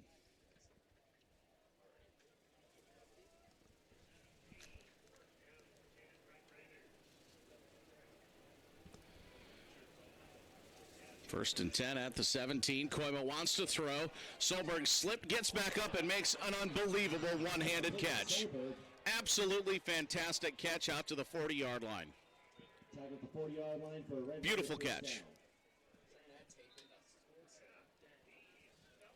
Just an absolutely beautiful catch. What more do you say about it? Tip the cap to that dude. Good catch, Shane Solberg. He's done it all day, so it's not doesn't come as a huge surprise. Been so good throughout the day today. Out to the 40 on a 1st down and 10. Koima just delivered it beautifully. Packer runs around the far side, has the angle, the 45, the 50, into Briar Cliff territory after he lowers his shoulder. Gets even more after the run. 13-yard He'll get to the 47-yard line. 13-yard gain for Garrett Packer. Running with an absolute full head of steam.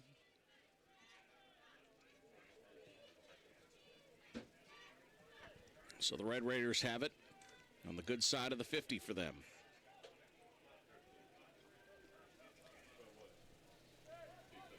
Three wide receivers near side in a triangle. Packer takes the handoff again, running right up the middle. That's about the 42. 5-yard gain, 2nd down and 5 on the way. Those linemen just all day have been getting some pretty good. They've just been getting really good blocks and allowing an opening for the running back to just get through. So we'll see what they draw up here as they break the huddle with 15 on the play clock.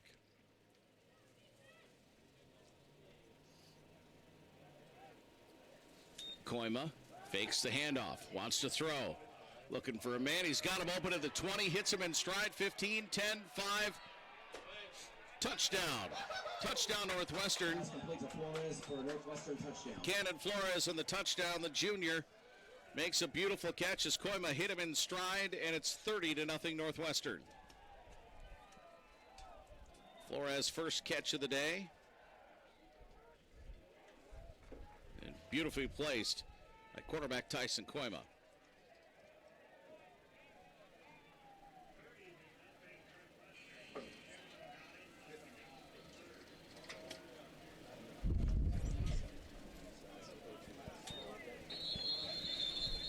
And a flag down on the play and the extra point attempt here. False start. 58 of the offense. False start against the Red Raider offensive line. Replay the try. So we'll move it back and do it again.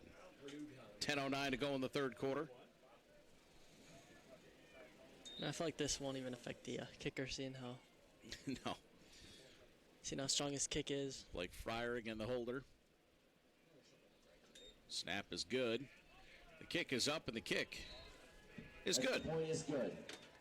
10:09 to play in the 3rd quarter. 5th-ranked Northwestern 31-0 over Big Briar play Cliff. action today. Both final scores: Michigan defeated Maryland 38-7. So the Chargers Also final score: Purdue 31, Nebraska 27.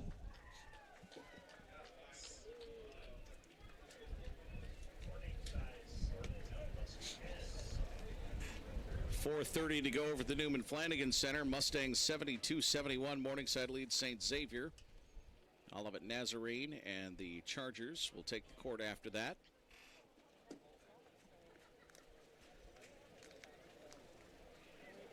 Also at the end of the 1st quarter, Morningside leads the at 7. Briar Cliff women's soccer team 1-0. Second half action there. And the men's game will follow over at Elwood Olsen Stadium. I like the men's game. Should be a really good game today. Now it's going to be a terrific game with the top of the GPAC standings Yep. on the line. I mean, it's a needed win today too, though. Just to get the number 1 spot. Absolutely. I mean, seeing how they played this season, though, it's like I wouldn't be surprised if they're able to take it Morningside really easily. 15-2 overall. Briar Cliff 11-4-1, but both 9-1 in the GPAC, so the outright championship on the line. Tyler Levy on the return out to the 24-yard line for Briar Cliff. That's all the 23-yard. So Briar Cliff and Morningside for the GPAC championship. Doesn't get much better. If you're a soccer fan, get out there and root on the Chargers. Both of them have a pretty good win streak right now, too. Briar Cliff had their great shutout streak. Chargers with 8 and the Morningside with 7. It's a nice battle of the Titans there. Yep. 31-0, fifth-ranked Northwestern leads here. Collins Jones hands it off. Stanton Lee, the ball carrier. Stanton Lee, the ball carrier. 4-yard gain on the play. Gain of 4, second down and 6 on the way.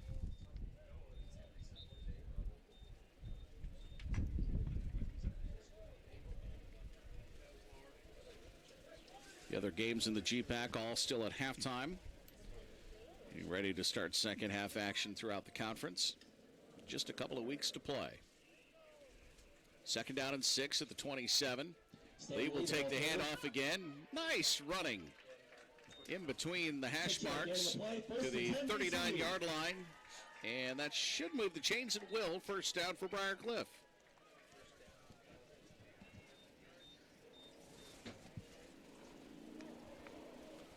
So back-to-back carries by Stanton Lee, enough for a Charger first down.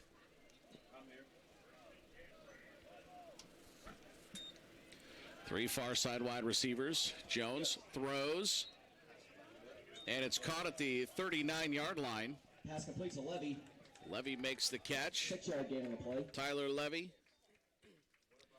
the freshman wide receiver. The Chargers will exchange some personnel here for a second down and 3 play. Gutierrez in at fullback.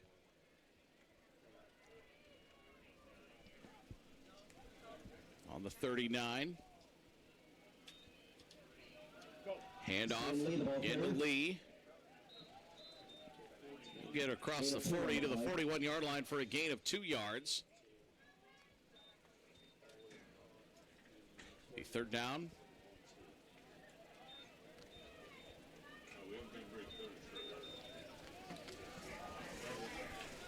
Chargers 2 of 6 on third down on the day. Third down and 2. Same formation, except Gutierrez comes to the near side at fullback. Lee, the ball carrier. Lee, the ball carrier, and hit immediately as he hit the line. He'll fall forward for a yard and bring up fourth down and 1.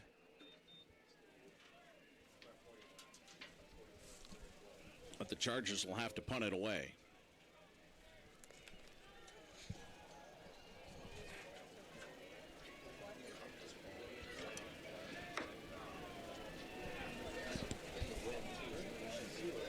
Michael Story back to receive for Northwestern.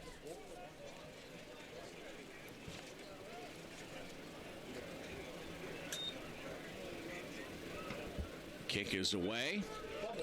Story will catch it and get hit immediately. Good coverage downfield by Jovan Woods of Briar Cliff. Jovan Woods on the tackle. That was a great hit. Timed it just right on the hit.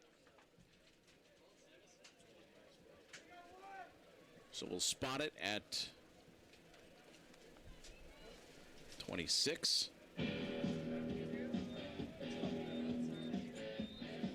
it'll be first and 10 there midway through the quarter.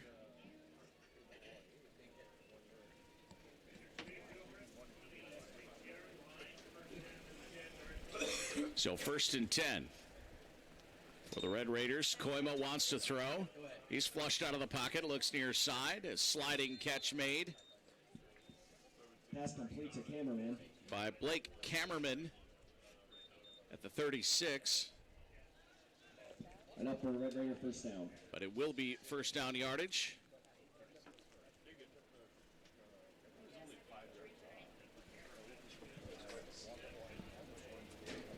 So the clock runs for the first down play.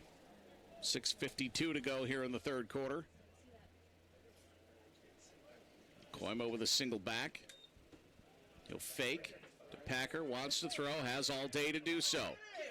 Finally flushed out of the pocket. He'll run to the far side of the field. He'll keep it and slides to the 40-yard line for a gain of about 4 yards. So he'll be stopped there. A good decision by Koima. Take that slide, don't take that hit.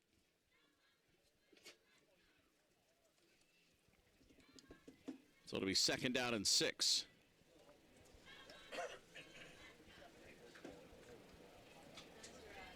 Chargers will finish the season on the road over the next couple of weeks. At Dort and at Jamestown is where you'll find our Chargers. Koima wants to throw, sets up the screen across the 40, tackled at the 44-yard line.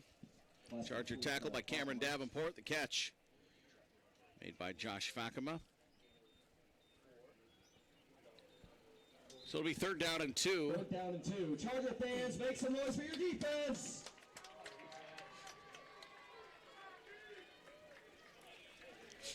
Final over at the Newman Flanagan Center. Morningside 89-78 over St. Xavier. So a successful weekend for Jamie Sale and company. So Mike Power and the Chargers get ready to take the court against Olivet Nazarene for a track meet today. Koima back to pass. Out over the middle, caught by Solberg. First down at the 50. Tackle at midfield for Slant pattern to the middle of the field. The 14th catch of the day by Shane Solberg. Give him some more, and he'll be hovering around that 200-yard mark. Koima's thrown for 262 on 20 of 25. So an incredibly efficient day. First and 10 at midfield. Solberg will be on the near side by his lonesome. 2 wide receivers, far side of the field. Koima throws to the far. Caught in the flat. No gain on the play, maybe even a loss of a yard. It will be a loss of a yard. Cannon Flores with a catch. No gain on the play. Well, Solberg up to 174 on 14 catches.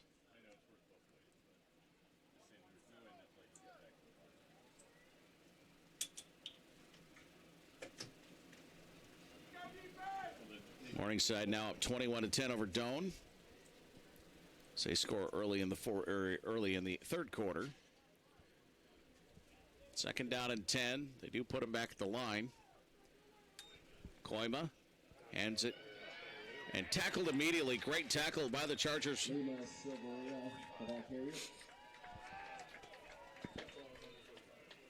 Robert Robinson on the tackle. No gain on the play, or a loss on the play, sorry. He's looking at the wrong line. Third down and 15.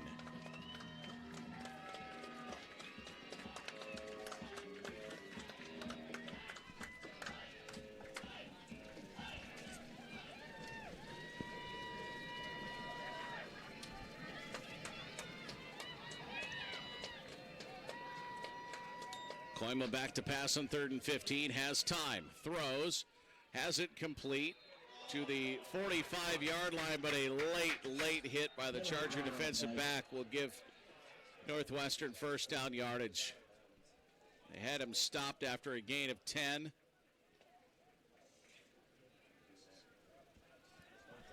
Fakema with the catch. They'll be tacking on a late hit.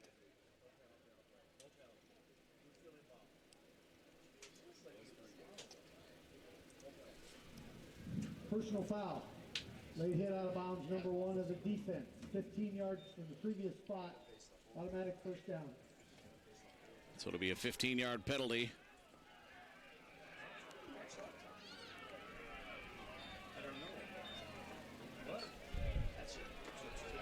So they didn't. Well, I'm confused here a little bit. Is the catch should have been made to the 45 and 15 tacked on after that because the pass was complete. So it should be at the 30-yard line. Instead, it's sitting at the 40 right now.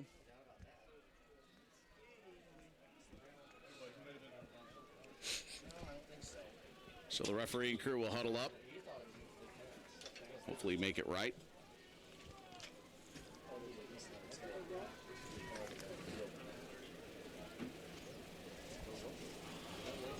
Notre Dame over Virginia Tech 14-7.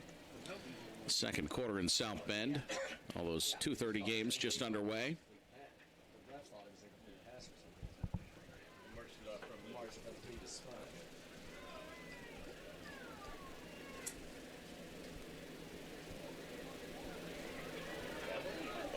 So they'll pick up the football here. It should be at the 30-yard line. It was a completed pass, so the 15 yards will be spotted off at the end of the run. Well, that's still not right. That's still way too far down. It should be at the 30-yard line. Instead, somehow, from the catch at the 45, it made it to the 23. I'm not sure how that's possible. I mean, they get a first down. I get that. They get the 15 yards. I get that. But it's 6 yards too many. The snap goes way over Koima's head. It's still alive. Now he'll fall on it at the 44.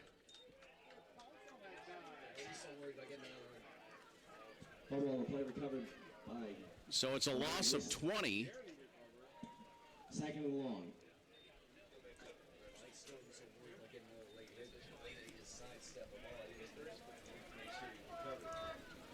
So, I don't know, maybe I don't know, whatever. 44-yard line. I don't know if that's a football gods play or what. I believe in the baseball gods.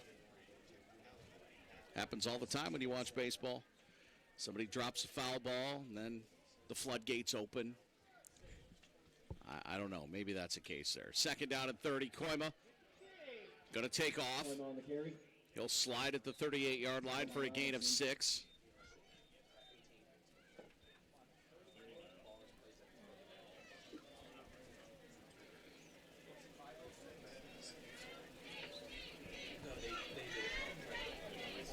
So it'll be third down and long.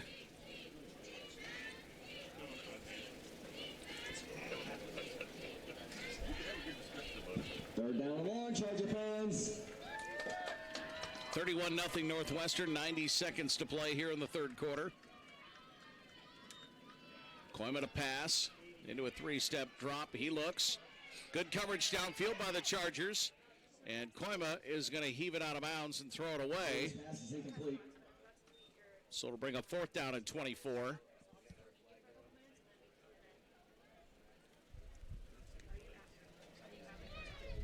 The defensive drive has been putting a lot of pressure on quarterback.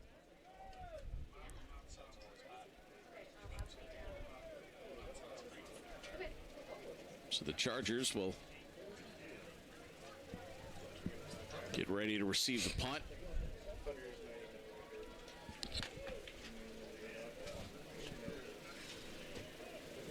The punter for Northwestern is Marcus Renz. His first time out today, number 38. Renz kicks it away. Caught inside the 10, 15, 20, 25, 26-yard line on the return for Brown for the Chargers. So with 1:03 to play, it'll bring up first down and 10 BCU.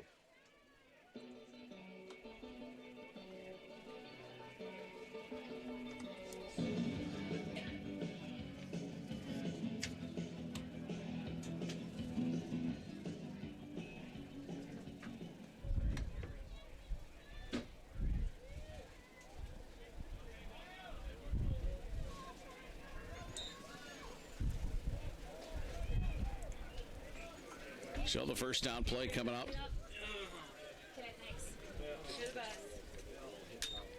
Collins Jones takes the snap, fakes the handoff, rolls out to his right.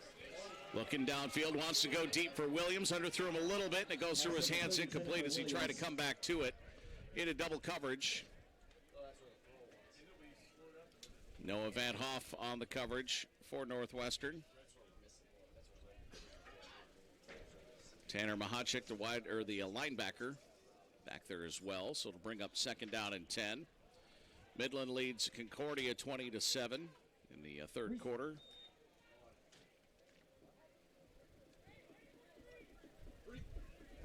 So it's a 2nd down and 10 play for Briar Cliff. Handoff. Stanton Lee, the ball carrier. Stanton Lee pinballs his way forward across the 30 to the 31-yard line. A gain of about 6 yards. Bring up 3rd down and 4.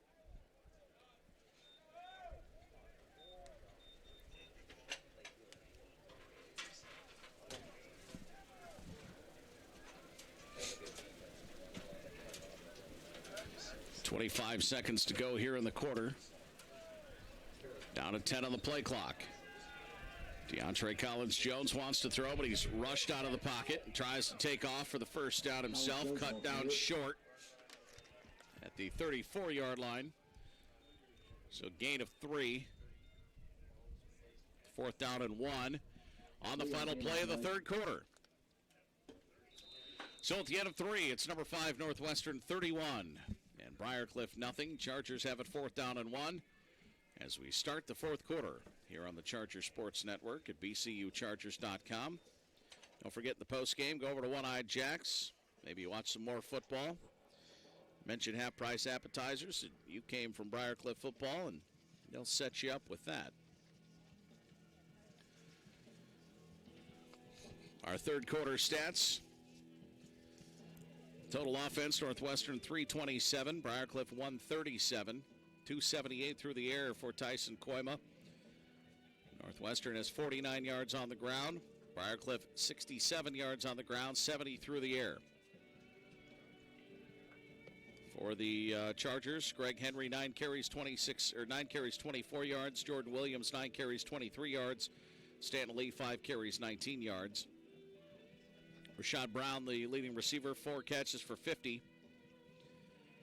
Leading receiver for the game, Shane Solberg, 14 catches, 174 yards, and 2 scores for Northwestern. Tyson Koima, 23 of 29, 278, and 3 scores on the day. So the Chargers will punt it away as Michael Story trots on to receive it for the Red Raiders. Wobbler of a kick, kind of a knuckleball, and it'll roll out of bounds at the 36-yard line. Rolls out of bounds at the 36-yard line. So it'll be 1st and 10 Northwestern there. So we start the fourth quarter.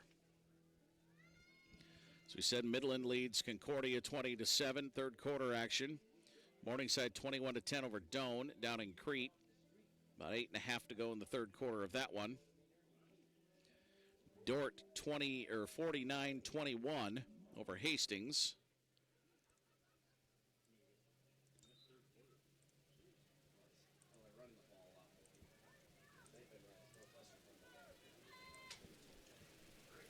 So Koima out.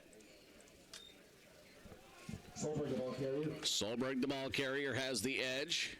Cuts it up to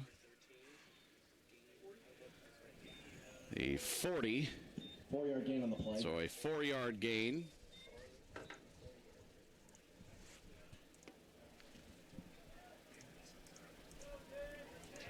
Second down and 6.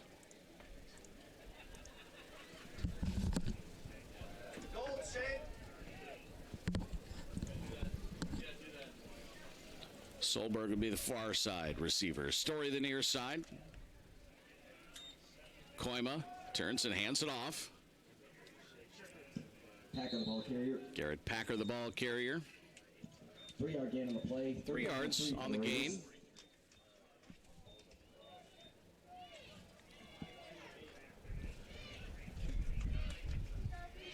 So it'll be 3rd down and 3. Red Raider football near midfield at the 43-yard line.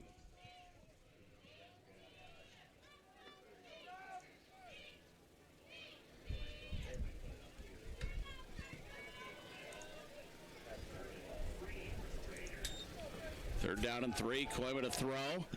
Caught by Solberg. Turned up near a first down at the, they'll give him the 47. That'll be a first down. Gain of 4 yards by Shane Solberg. So that'll move the chains.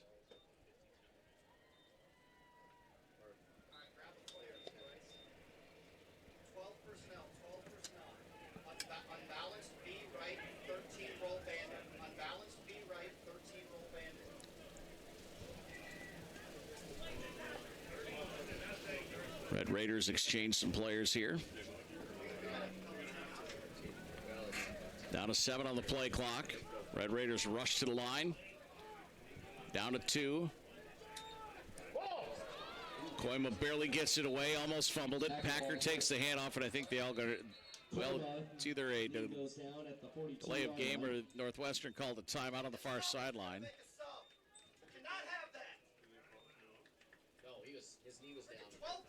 Oh, his knee was down. Okay, back at the 42. So it'll be a loss on the play. About 5 yards. It's kind of a botched snap, but it was very hurried, with Northwestern exchanging a number of players at the end of the, as that play was getting ready to happen.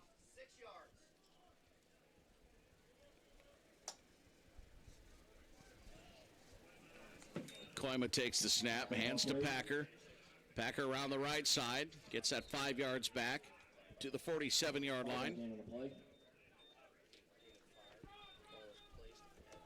So it'll be 3rd down and 10.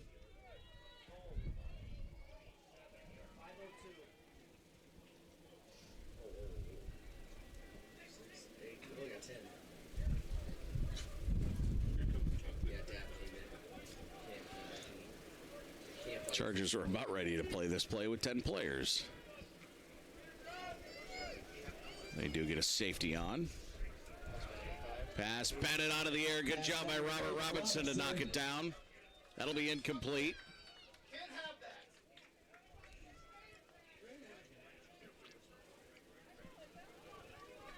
So for really one of the first series today, the Red Raider offense looked human. This is barely their second time punting today. Yes, their second punt of the day.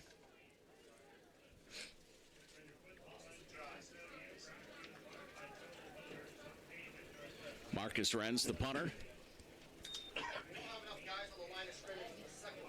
And he'll kick it away, but a flag flies. Brown takes it off the hop on the turf. And he'll Brown on the return, penalty flag on the tiptoe flag. out of bounds, and now some more late flags fly on the far side of the field. So we'll sort it all out.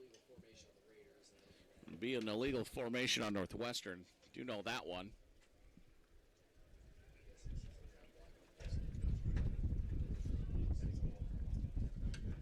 And we'll figure out what the second one is.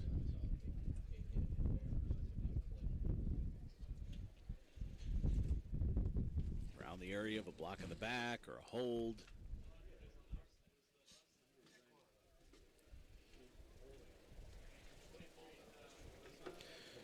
Haven't been the most rapid today in calling in the penalties. We have 2 fouls on the play.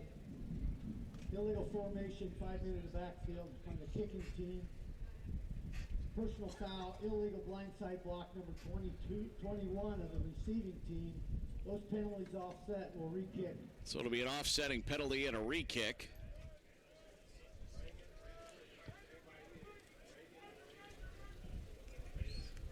So a get out of jail free card, and we'll do it again.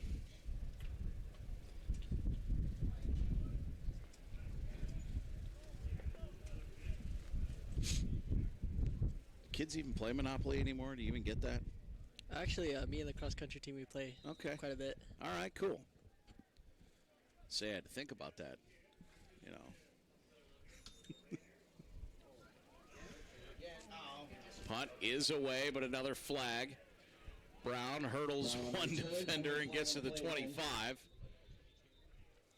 Looks like it's going to be the same flag as last time. Illegal formation.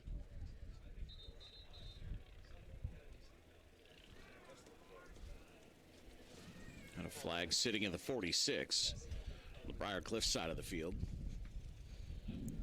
Illegal formation on the kicking team. That penalty is declined. Briar Legal Cliff. formation on Northwestern declined.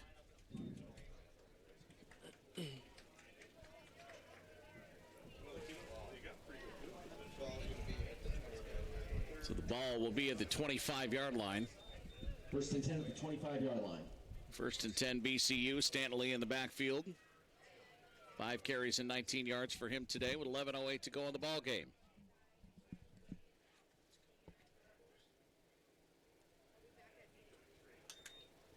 Collins Jones hands it off. It is Lee.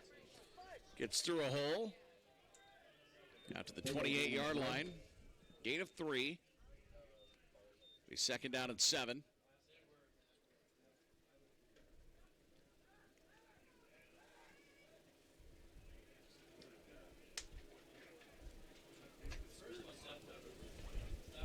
It's Kobe Johnson out to the far side for Briar Cliff. 2 backs.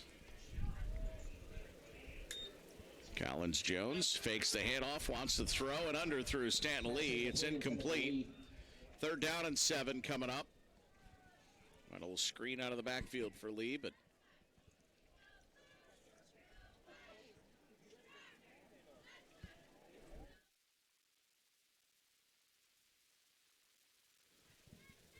so we've got 3rd down and 7 coming up.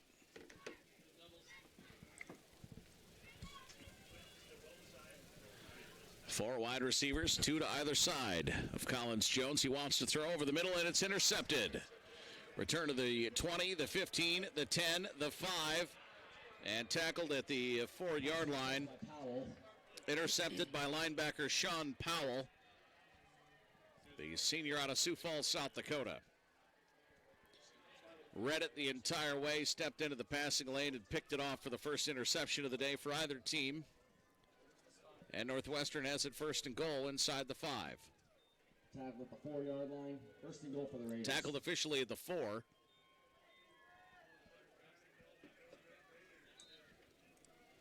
So great read by the linebacker, Sean Powell.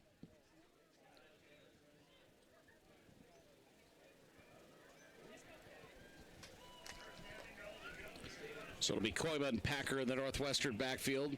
Story and Solberg near side wide receivers. Packer takes the handoff, rolling straight forward. May have dropped the football in there.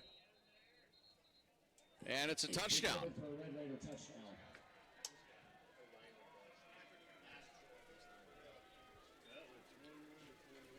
Trying to figure out who came out of the pile with it.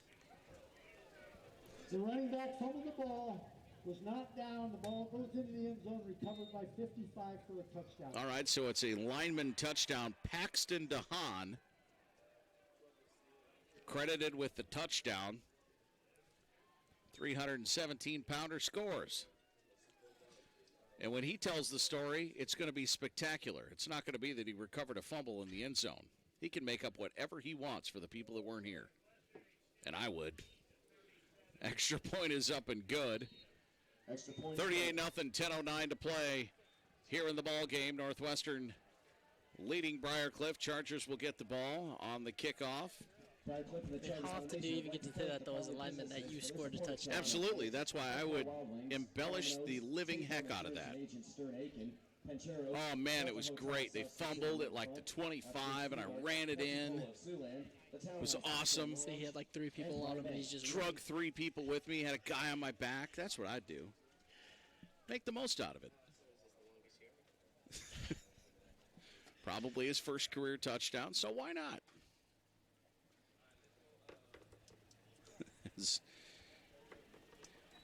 YouTube commenter Chris says, big man touchdown. Yep, exactly right.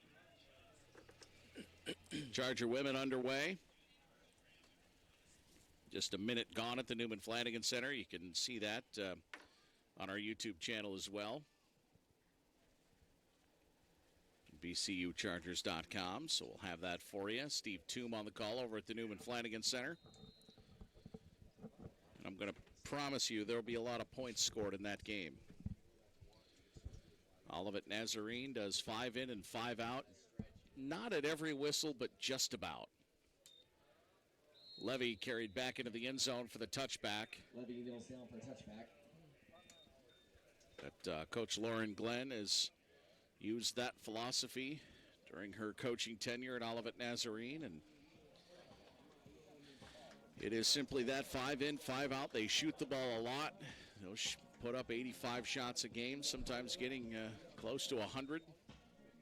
It is a stat man's dream and nightmare, I think, because there's no downtime in doing that. It's clear, 5 in, clear, 5 in, clear, 5 in. Fun to watch if you're a basketball fan. 1st and 10 at the 25. Brown in motion. Collins Jones will toss, and the toss sweep out to the 32-yard line. Jordan Williams on the carry. Nice run. Williams hobbled up a little bit, but see if he stays in the game. Just maybe turned an ankle or something there.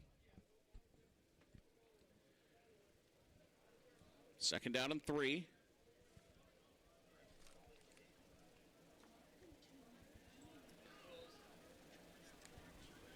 Down to 10 on the play clock for Briar Cliff. 2nd down and 3. Jones wants to pass, has a man, caught by Johnson, turned up at the 40 to the 41-yard line. Kobe Johnson with a nice catch. 1st down, Briar Cliff.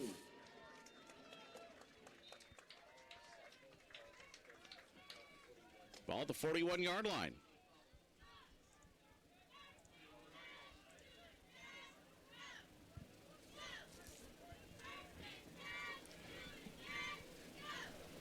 Just under the 9-minute mark now as this play will be made.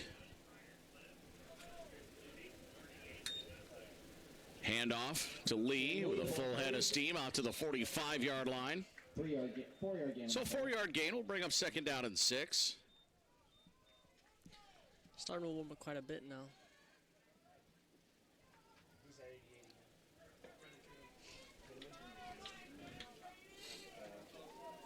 You know you're going to have that in my head all day if you don't stop.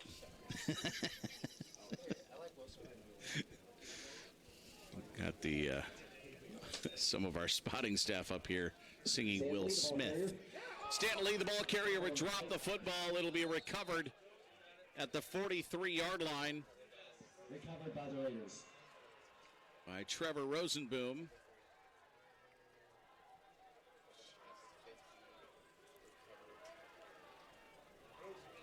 So does Rosenboom on the fumble recovery. 1st and 10 Northwestern. The Rock Rapids native.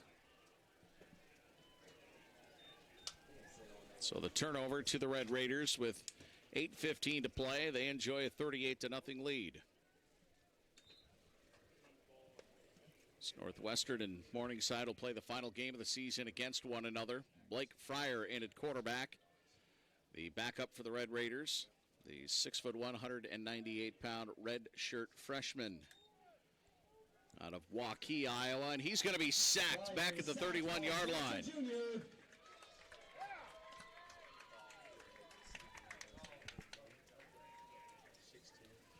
The sack on the play by Alexander Johnson Jr. From his defensive back spot just simply brought the heat. It'll be 2nd down and 18. Back at the 34-yard line.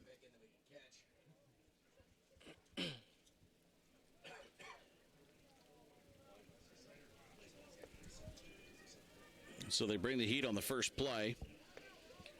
Make it 2nd down and long. Fryer with the keeper. He'll work forward for 3 yards to about 37. Montgomery on the tackle. So it'll be 3rd down and 18. 3rd down and long.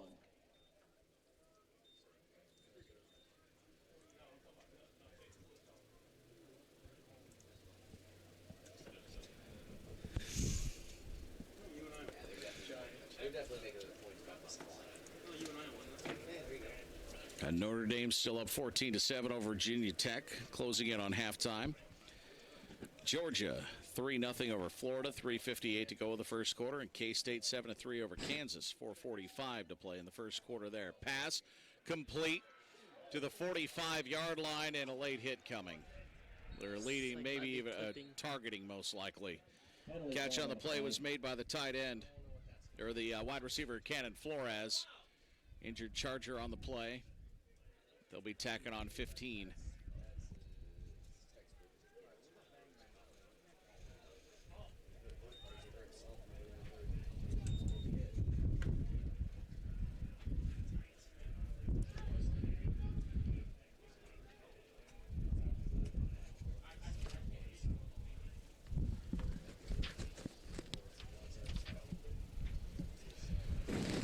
See exactly who it was making the tackle, but 13. So it's Jovan Woods on the tackle. He'll be helped up and off the field.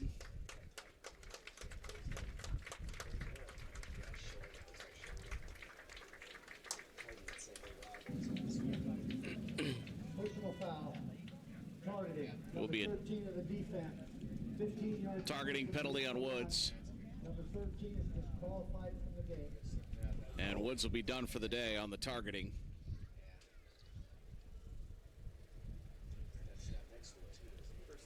So they'll walk the ball forward to the 29-yard line and place it there. First and 10 at the 29-yard line. So Fryer will send Brendan Zutenhorst and Michael Story out to the far side of the field. Fryer takes the snap, hands it off. Inside the 25, taking the pile to the 21-yard line, gain of 8 yards. On the carry. 8-yard gain on the plate. Leonardo Lima Silveria, the running back on the carry. He's had a couple of carries today. These running backs, every time they just lower their shoulder, they're able to get a good push. They're moving the pile, no doubt Just about it. haven't been able to stop it too well today. 2nd down and 2.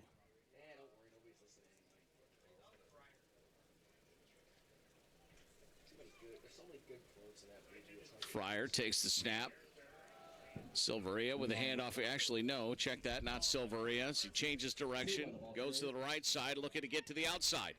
Has the 15, tackled from behind by Cameron Davenport. Running the ball.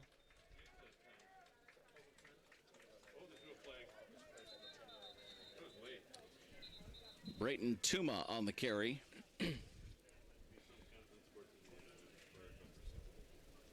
First and goal, I believe, from the 10 here.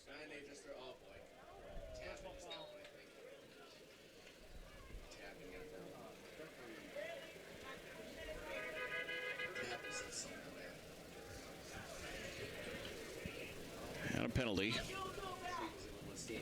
We have 2 fouls on Briar Cliff on the play. 2 Charger penalties. After the play, unsportsmanlike conduct number 7. Have an unsportsmanlike conduct. Also after the play, unsportsmanlike conduct number 7. Number 7 is disqualified from the game and will enforce both penalties half the distance. So it's half the distance twice. And an ejection from the game on 2 unsportsmanlike penalties against the Chargers. So it's 1st down and goal at the 2.5.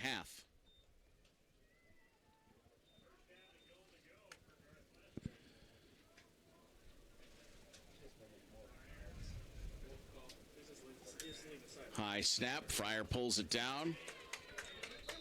Throws, and it's knocked down. Batted down by Robinson.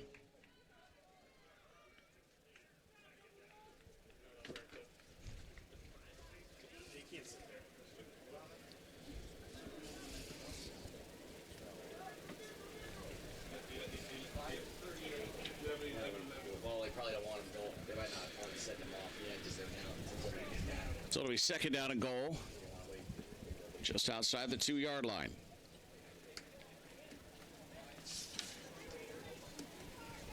Silveira, the running back, with Fryer. Fryer wants to throw it again, does so, and it's incomplete and intercepted. Diving interception by Cameron Davenport in the end zone. So a nice play by Davenport on the interception. Chargers take over 1st and 10 at the 20. So the Chargers will take over. 1st and 10 at the 20-yard line. Score remains 38-0.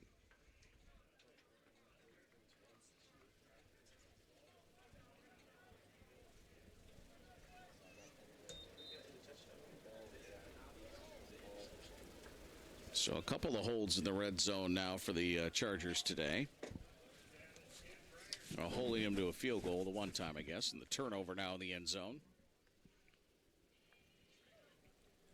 5:09 to go here. Hand off to Williams. Williams cuts it up at the hash mark, works a little bit towards the middle of the field to the 26-yard line. Gain of about 6 yards. 2nd down and 4 coming up.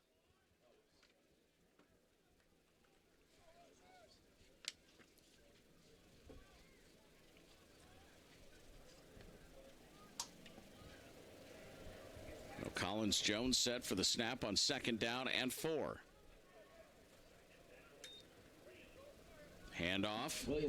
Williams has some running room across the 35-40, 45-50 in midfield. He's off to the races and might just win it. 25-20, 15, 10, 5. Touchdown, Jordan Williams. 74-yard touchdown run for Jordan Williams. A beautiful run as he let the blocks establish themselves and ran through the big hole and then did the rest. Touchdown, Briar Cliff. He just kind of cut back a little bit and looked for that opening and was able to get through. Good job by the offensive line to provide a nice hole to run through.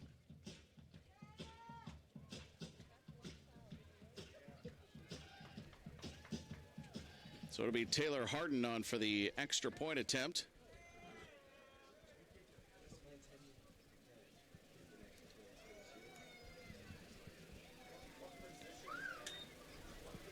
The extra point is up, and it is good. So with 4:22 to play, the Chargers on the scoreboard. 38-7. Jordan Williams now 12 carries and 110 yards and a score. Very nice effort on the touchdown run. A freshman out of the Lone Star State. Well done, young man. Well done. Very nice run.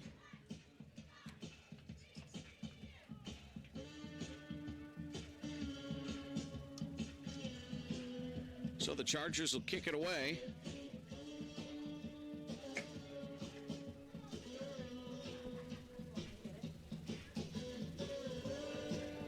Yeah, my cord doesn't go that far.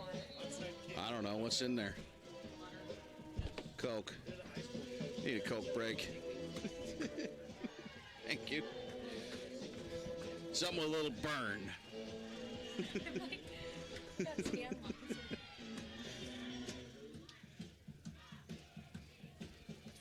See if it has any fizz left in it, huh? It does. Good enough. Beggars can't be choosers. Right? Harden set to kick it away. 38-7. And the kick. High end over end. Story will catch it at the 15. Crosses the 20, 25 and the 30. And he'll be tackled by Brian Peters, the senior linebacker out of Rio Vista, California. So senior day tackle here at Memorial Field for Mr. Peters. Good job in kick coverage.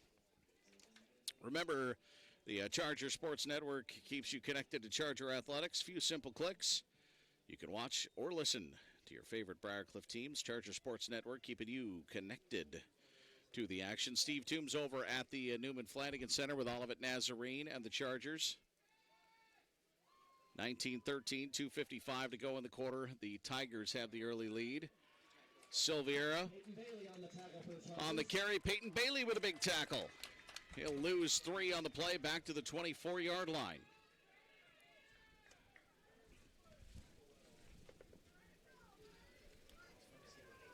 Two to nothing. The Morningside women's soccer team defeats Briar Cliff.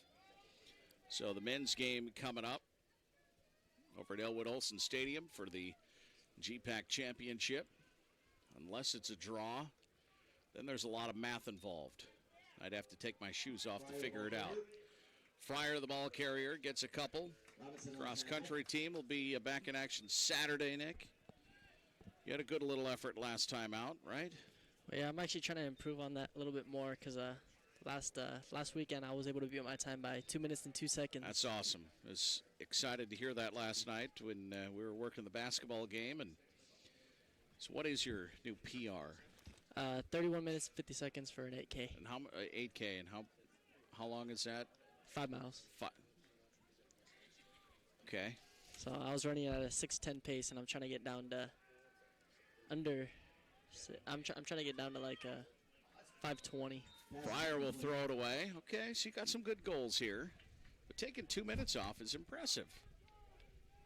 Take me 2 minutes to walk to the car from like 10 yards. Yeah. No, that's awesome, buddy. That really is. And let's see, you got Saturday, a week from today? Yeah. Next Saturday we're gonna be running conference. Where's that at? I don't remember exactly. Hold on. It's at a course that covers 5 miles. We know that, right? Yeah. 4th down and 10 for the Red Raiders, but a whistle with 2:54 to go. Call a timeout. Men's basketball team down at Bellevue today, taking on Nebraska Christian after they beat the Bellevue Bruins last night. Like we said, soccer in action as well. The men's soccer game about ready to start over at Morningside. I know that I believe Megan's going to hustle over there and have some pictures and such on the Charger Facebook page and social media outlets. Morningside 35-10 over Doane, 11:49 to play in the ball game. End of the third quarter, Midland 20-7 over Concordia.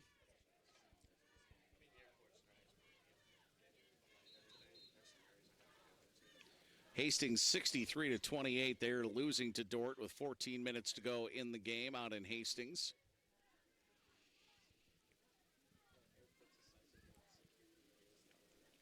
Fourth down and 10 at the 27. Northwestern set to punt it away, but a flag flies. Caught at the 40-yard line by Brown. He'll return it inside the 50, 45, and about the 39-yard line, but we'll see what that flag says.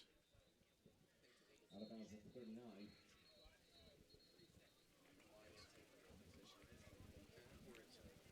So as we conclude this one with 2:42 to go, you can turn over to the women's basketball game and watch that from the Newman Flanagan Center.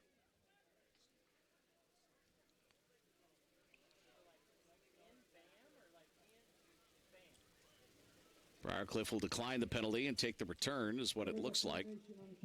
Another illegal formation against Northwestern. The special team coaches are going to lose some sleep tonight. Yeah, just a lot of miscommunication between the players to not have enough people on the line. 39-yard line is where BCU will start. Yeah, you're right. A ton of miscommunication. I mean, after one time, you should be able to. That's 4 now. Yeah. Well, there's always something to work on, right? Bottom line is Northwestern incredibly talented, and they're very deserving of the 5th ranking in the country. Collins Jones wants to throw, has some time, fires, and it's picked off by Rosenboom. He'll get it back to the 47-yard line, or he'll be wrestled out of bounds. Waited just way too long to make the throw.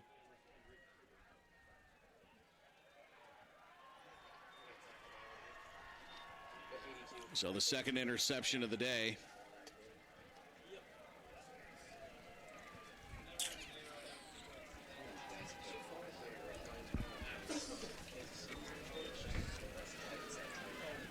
So it'll be 1st and 10 at the 47-yard line for the Red Raiders.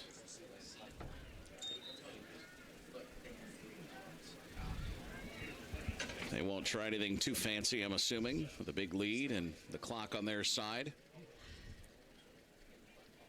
Fryer with a handoff. Silviera takes it. It's right at the 50 we'll give him. So it'll be a 3-yard gain.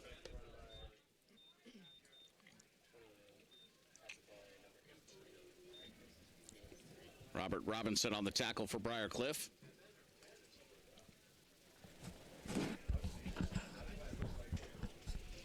So as the clock rolls under 2 minutes, be a 2nd down and 7 play.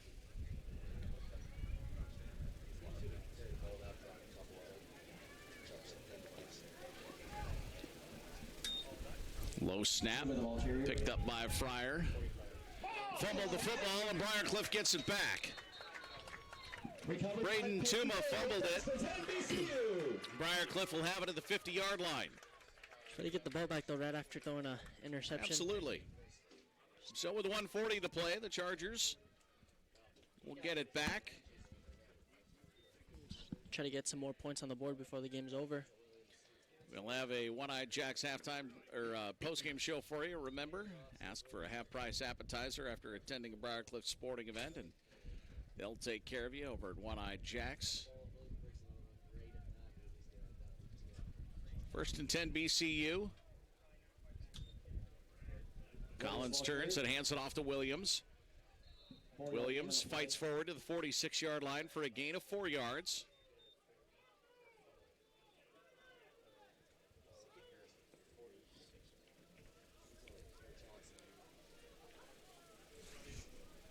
So the Chargers will have to run a few more plays here before the clock expires. They'll get the opportunity to.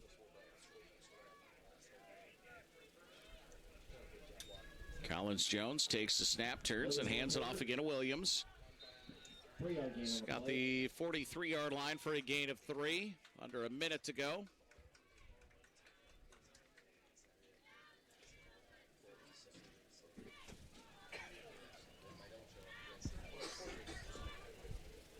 So with about 45 seconds left, it's 3rd down and 3. 20 on the play clock for Briar Cliff.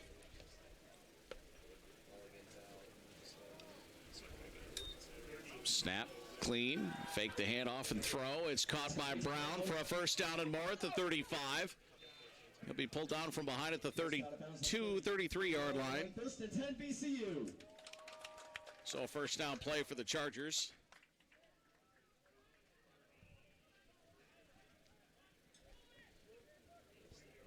And a play or two left here for the Briar Cliff offense.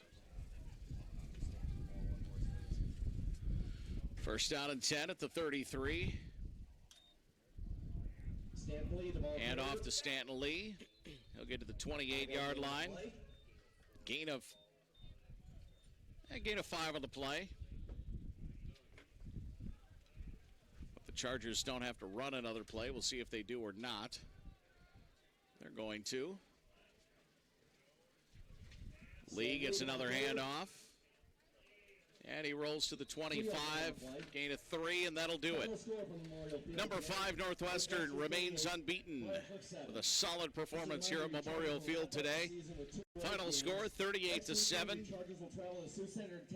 As Northwestern continues their quest for the Great Plains Athletic Conference football title. They improved to 8-0 and 7-0 in conference play. Looks like Morningside continuing on that path as well, up 35-10. So those teams remain for an unbeaten showdown at the end of the season if all stays the way it is right now. So Northwestern wins it 38-7. Solid performance by Tyson Koima today. He finishes with 286 yards and 3 touchdowns on 25 of 32.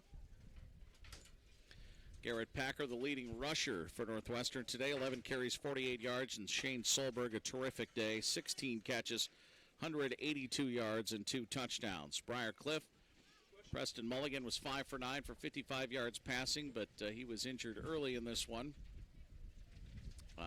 DeAndre Collins-Jones, 5 for 9. Did throw 2 interceptions on the day. Leading rusher for Briar Cliff, Jordan Williams, 14 carries and 117 yards. Stanton Lee, 10 for 46, and Greg Henry, 9 for 24. The receiving leader for Briar Cliff today, Rashad Brown, 5 catches for 60 yards. Total offense, Northwestern 378 on 66 plays. Briar Cliff 53 plays for 277 yards. Time of possession went to Northwestern, 33-13. to 25-53. Third down conversions, Northwestern 8 of 13. Briar Cliff 3 of 11. Fourth down chances, Northwestern did not go on fourth down. Briar Cliff was 0 of 2 on the day. Penalties, Briar Cliff took 7 of them for 85 yards. Northwestern was flagged 3 times for 14 yards. Devin Mao, the leading tackler. He and Sean Powell had 6 each. Ben Granstra had 5 for Northwestern. Alexander Johnson Jr. had 8 tackles to lead Briar Cliff. Robert Robinson and Peyton Bailey 4 tackles each. So the final score here today, 38-7. Northwestern's Red Raiders improved to 8-0, 7-0 in GPAC play. Briar Cliff drops to 5-4 and 4-3 in the conference. Chargers will finish on the road for the final 2 weeks of the season at Dordt and at Jamestown over the next couple of weeks. So stay tuned to the Charger Sports Network. We'll have plenty more for you as basketball definitely underway. As we've had a couple of games already. The Newman Flanagan Center right now, the Chargers taking on Olivet Nazarene. And that game heading into the second quarter. Some other scores from around the conference. Midland 20-7 over Concordia. Under 10 minutes to play in that game. As we said, Morningside up 35-10, and Dordt had a big lead at Hastings. Men's soccer team playing for the GPAC Championship out at Elwood Olson Stadium. Good luck there. And the men's basketball team with Coach Figuera will tip off around 5 o'clock down in Bellevue, Nebraska. And there is a live stream available via the Bellevue Bruins for that one as well. So for Nick, for Bailey, Megan, and the entire crew here at Memorial Field in Sioux City, Iowa, Justin Parker saying good afternoon. Final score, number 5 Northwestern 38, Briar Cliff 7 on the Charger Sports Network at bcuchargers.com. Have a great day.